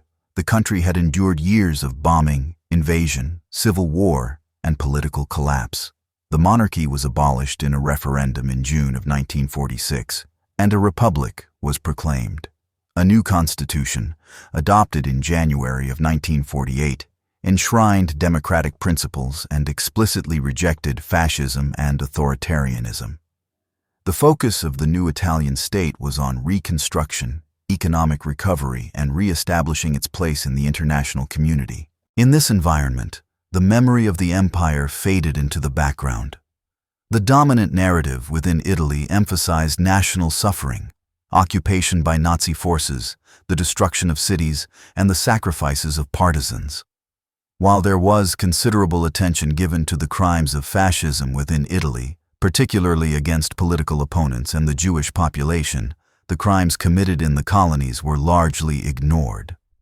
This collective amnesia was reinforced by several factors. First, many former fascist officials and colonial administrators were reintegrated into public life. With the Cold War rapidly dividing Europe, the Western Allies prioritized political stability over justice. Trials for war crimes were rare, and colonial violence was seldom prosecuted. Second, the post-war governments had little incentive to confront the darker chapters of Italy's imperial history. Political leaders focused on presenting Italy as a victim of fascism and a loyal partner in the Western alliance. Third, the Italian public was not prepared to grapple with the legacy of empire. Generations had grown up with propaganda that portrayed colonialism as a civilizing mission. Textbooks, films, and public monuments celebrated Italian exploits in Africa and the Mediterranean. The reality of forced labor, massacres, racial segregation, and cultural repression remained outside the national conversation. Meanwhile, the fate of the former colonies followed varied paths. Libya, under British and French administration after the war, declared independence in the early 1950s. It became the Kingdom of Libya under King Idris. Though many Italians remained in Libya after independence, their presence became increasingly contentious. By the late 1960s, as Arab nationalism and anti-colonial sentiment spread, Libya moved to expel most of its Italian population. Under Muammar Gaddafi's rule, which began in 1969, Libya nationalized Italian assets and demanded apologies and reparations. Eritrea was federated with Ethiopia in the early 1950s, a political arrangement that would eventually collapse into decades of conflict. Eritrea fought a long war for independence, finally achieving sovereign statehood in the early 1990s. The legacy of Italian rule, its infrastructure, education system, and administrative structures remained visible, but so too did the scars of war and occupation. In Somalia, the transition was more complex.